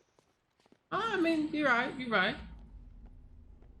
I mean, because you can have it to where like, I mean, it's where you actually have to physically manually take you and your crew to the next spot, to the next place to move the story along. But like, you can make it to where you actually have to use your ship to get there, and then in those moments, well, there you go. Like, you can have it to where you actually have to fight. Like, you know, do ship battles and stuff if you want to. So I'm saying, like, I mean, the opportunities are there. So, but the point of it is, it's just that, like, it's just taking, instead of doing your typical brawler, you can, there is creative possibilities to do something more. Or something different. Oh, definitely. I definitely agree with you on that. And I do agree that they could do something different with the show. Not the show, but with the games. I just don't know how they would tackle that, because while I feel like if they were to try and do something different with it, you would get the people that would be happy with it. Because I'm pretty sure that they do need to do something different for it, but then you would get the ones that would be like, this is not my One Piece. This is not the anime that I was looking forward to. Why are we always on the ship? Which again, you are pirates, so you would assume that you guys would be on the ship more than that you are. What am I looking for? I'm looking for scraps. Okay. Well, I mean, again, that doesn't have to be forced. can just be something like you can fast travel like normal games if you want to. Like even Assassin's Creed 4, I believe you had the ability to fast travel. Mm-hmm. So it's not like you have to use a shiver. It's just like it is there. That's all. Like it is there. And like they'll have some missions where you actually have to do ship battles, but like like it doesn't have to be forced. It's just something just to evolve the combat past just brawl Right. after brawl after brawl. That's the point. Okay, I feel it. Okay, I hear you, and I think they would be able to do that. I think that's what they were planning on doing with their Oasis game. I haven't seen too much on it because they hold off on doing anything non-Dragon Ball Z to like the last minute. But Oasis kind of seems like it's up that alley. Let's hope so. I mean, I just want to make it to where like I would love to see any anime game from any anime come out and it's getting like 8s and 9s and 10s. Just high scores from people who may or may not even be into the anime. Like if it can, like for instance, like Legend of Zelda: Breath of the Wild, like that game was so good that it brought people who had never really played Zelda before because of how much they changed so much about the general formula of Zelda. And even though a lot of people could say you could be in the same boat with what you're saying of like, well, this isn't my Zelda, this isn't the Zelda that I know. It's like, well, maybe that's true, but it didn't seem to matter because what they made instead was so good, so fresh and so different that even those diehard Zelda fans who may yearn for the Zelda of old, even they had to be like, all right, this is pretty good. Which So I feel like, just saying, like I would love to have an anime game that does something similar. yeah, I feel like it's kind of hard to like fuck up a Zelda game because like while they don't have a set formula, they have way more time than an anime game like one of the things that causes us to have bad anime games or like not really that much effort into the anime game is the fact that they have a quota. They have to like push out an anime game damn near every year or so, which is dumb. How do you? I mean, have they said that? Like, how do you know that? Like, what is mandating that? Because it's not. You're acting like it's a sports game. Well, it's not a sports game, no. But like, if you look at their track record, they push out either. It's normally Dragon Ball Z game, but they push out a anime game like damn near every year. Even for like games that you could clearly tell needed some more time before you released it. The only like we get every now and again we'll get like a good anime game like Fighters. While it was a brawler, yeah. That's the best anime game we've gotten in quite some time. But at least that was clearly like okay, like a brawler and a fighting game are two different, bit different in my eyes. Like that was, that's a straight up 2D fighter. Like no ifs ands or buts about it, and it was a very well made 2D fighter. And so yeah, people love it. They still play it to this day. It's still used in tournaments, because of just how well made it was. But the other games like your Kakarot's or your what was that one called?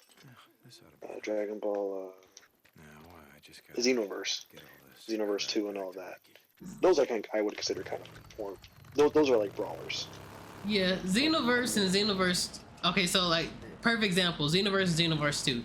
Do you know that the time difference between Xenoverse 1 and Xenoverse 2, I think is literally maybe like 2-3 years. Yeah, it wasn't. I was actually surprised when they actually made a sequel to it.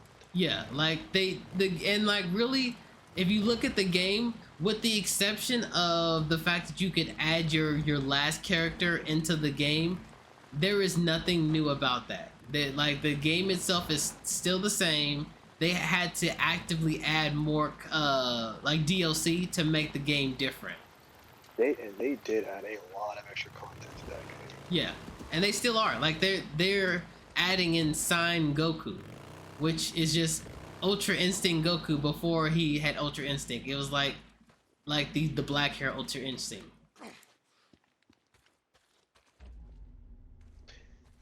Wait, hold on. You said they're still adding content to that game? Yeah. The game came out like 4 years ago. Yeah. They're still adding content to it, which is wild. They're still not done with that game? No. Like Are you sure? yeah, because like they just recently had Sign Goku, which is like, it's not the mastered Ultra Instinct, it's the Ultra Instinct where he has like he still has his black hair, but he has the silver aura around him. That's one of the most recent updates that they have for the game that just like came out. Like the people that I follow are talking about how that this game is still, they're still like pushing content out for this game, and this game is as old as it is. Yeah, it's stupid old. Yeah. But like when the initial game came out, it literally was like a couple years after the first one came out, which never made sense to me. Like that game, they should have given it more time, but instead they was like, nah, let's just release this game out now. What the? Deer crossing. Some things never change.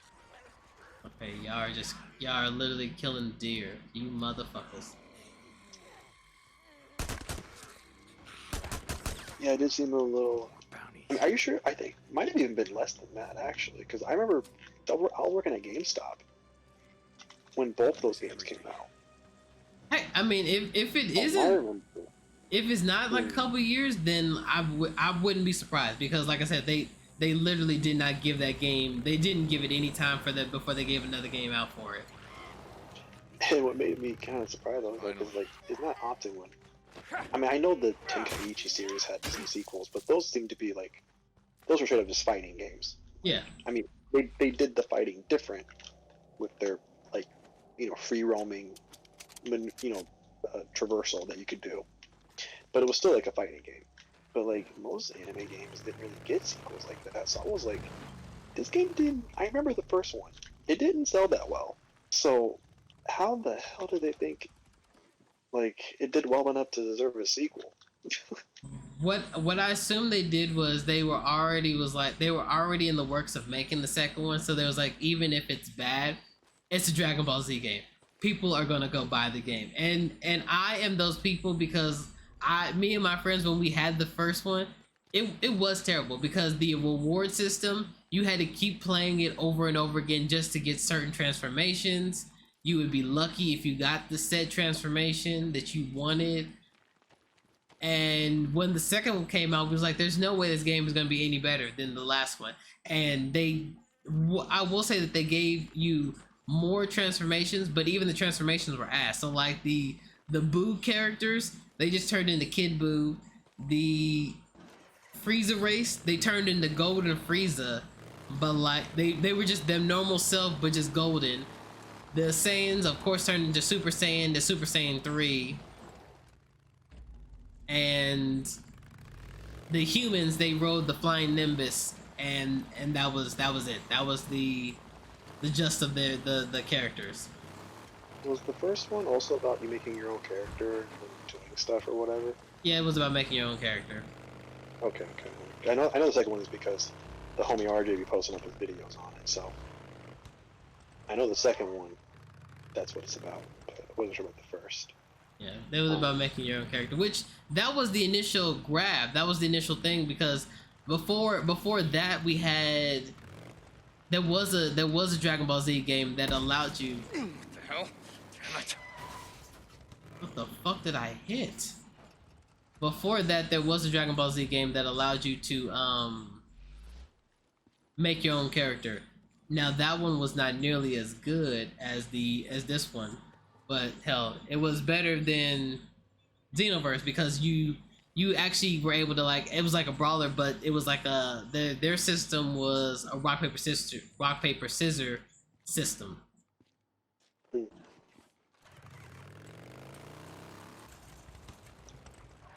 My bike is on fire because I ran over a dead body. Fuel. Uh, There we go. but yeah, I would say besides the Naruto series Should be. and Fighters, we haven't really had a steady good anime game in quite some time. It's been, and even when they have been good, they have been fighting games like Fighters or Storm 4.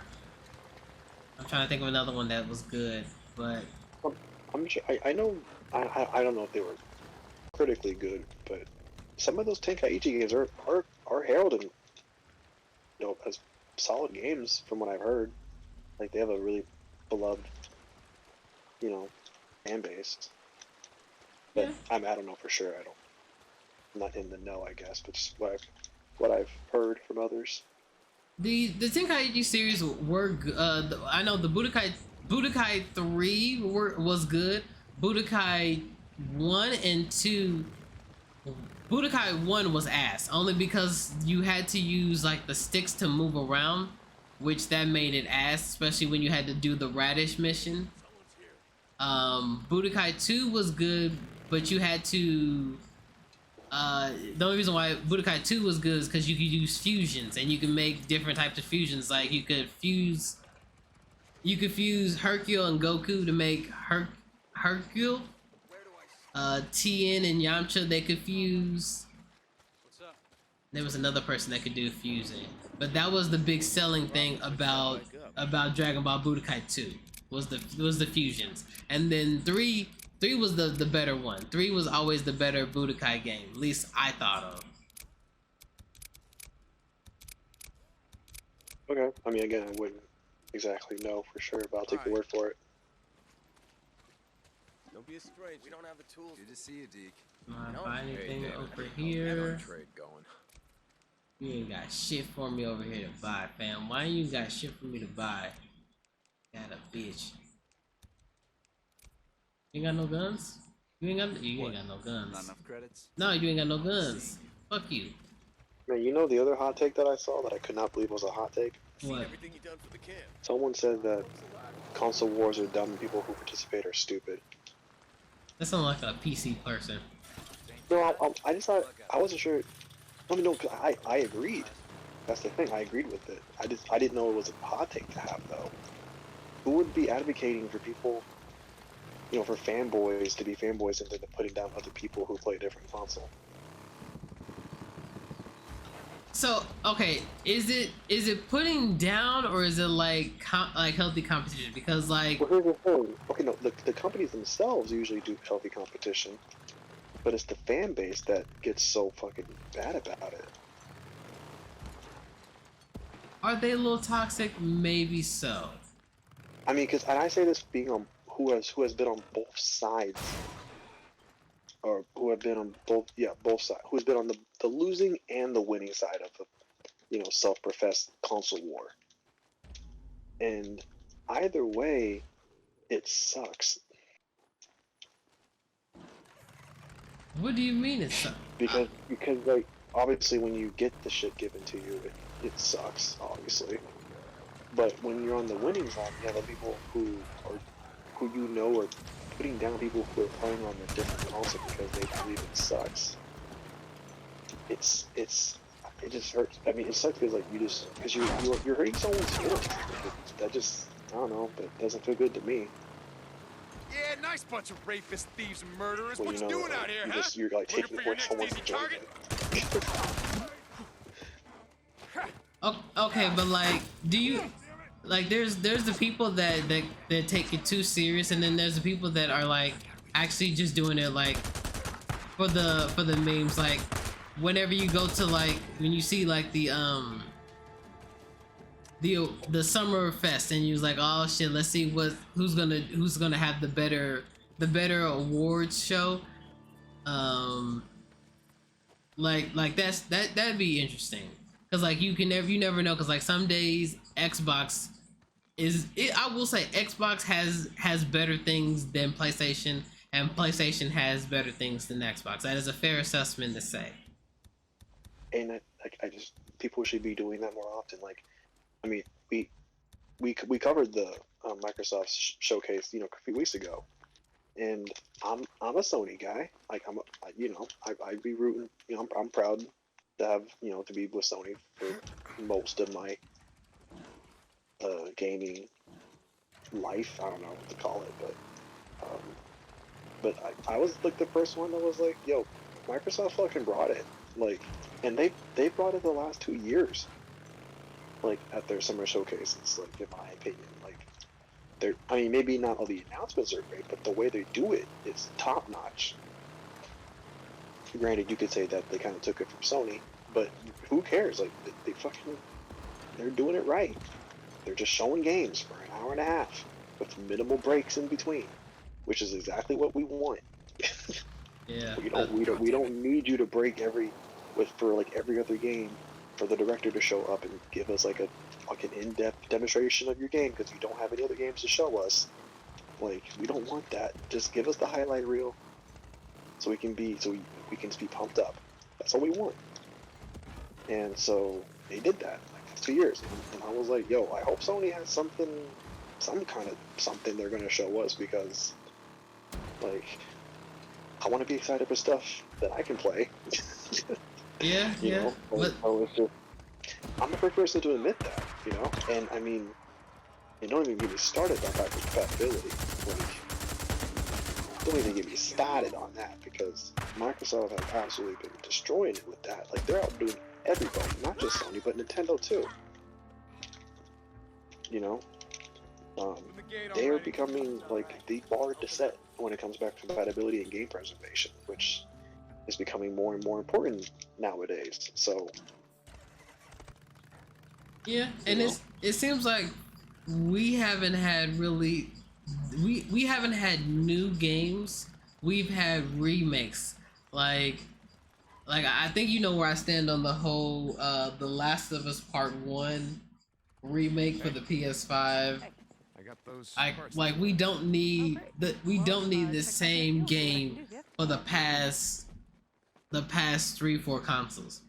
Yeah, Boozer's one of us now. Well, we'll have to. I hear you, and I hear anyone who says that, because when we did that podcast on it, a lot of people gave us some feedback on it. And I think we need to, I mean, including me, I mean, because we had our opinions too. I think we all need to we need to see more on this, because again, this is a rebuilt from the ground up remake, which does give them the opportunity to bring in new stuff to the game, to even make it to the point where it's not exactly the same game that we all knew. Because sometimes with remakes, the dubs or whatever, they make it so different. Do you know I mean, a man named I would say so Joshua different, Harper? but they add so many extra things that the original didn't, that it know. almost has its Never own trusted identity this away from the bitch, original you know. game. Wrapped a black bandana around his head like he was. And that some could be goddamn the case with hipster or this. something. Now, if it is Yeah. just a Well, his one-to-one instincts are remake, spot on. But ask him for He shot 5 Dan Lane in minutes. the back over a with card game nothing and took changed, off. then yeah, I'm definitely Jesus, where's he I'm now? definitely A inclined to patrol spotted him heading south. They were too agree with scared to those even people approach him. who are just like, yeah, I guess he'd met up with a we group really of drifters. didn't necessarily I have really need to need have your this. help You on could have this just one. we would have just much rather handle you it. had just made I a marked where they native spotted him on your PS5 map. Thanks. port for the game, and then let it be that. But we'll have to see. We'll have to see. I would hope that if You they're here to going to buy price this something? as a full price game, I would No, hope I could fix that bike they out would for you. be Probably need it. Well, I know you haven't played I know you haven't played the new one yet, and as you know, I haven't played it either, because y'all keep trying to spoil it, and I have to forehead smack you. But at least word on the street, and this is just purely from what I've heard from like Twitch streamers that I watch. More durability for this? What's the point of getting the second one? Anyway, from what I've heard from Mike is that the ending to the last one was not the best, and so Yeah, good part that one. they're trying to make the new they're trying to make this game to fit the ending to the second one. Well, that's weird because the first game already has an ending. So are they suggesting that they're going to change the ending of this game of the remake? Yeah, that's what they're going with. They're going to try and change the ending to it. That's really weird. You're going to retcon your own ending? Yeah, to fit the second game's ending. See you around. Doesn't. Well, I hope they don't, because then that invalidates. Because the second game in the first place builds off the first game's original ending. So if you retcon that, then the whole second game is invalidated. Well, not necessarily. Again, we haven't played the second ending, and like I've tried to hide from spoilers so that way I don't see how the second ending goes. But from what I understand, at least parts that's not too spoiler, because I've seen people play up to a certain part, and from what I've understand is that they had to basically break down every other character just to make this one character redeemable. Great. So in the remake that they're doing for the first game, they're gonna also make it so that the character that they're making redeemable in the second game is more understandable and more liked in the first game. Oh, wait. Well, I don't know if that has to play into the ending, but I think I know what you're talking about. Yeah.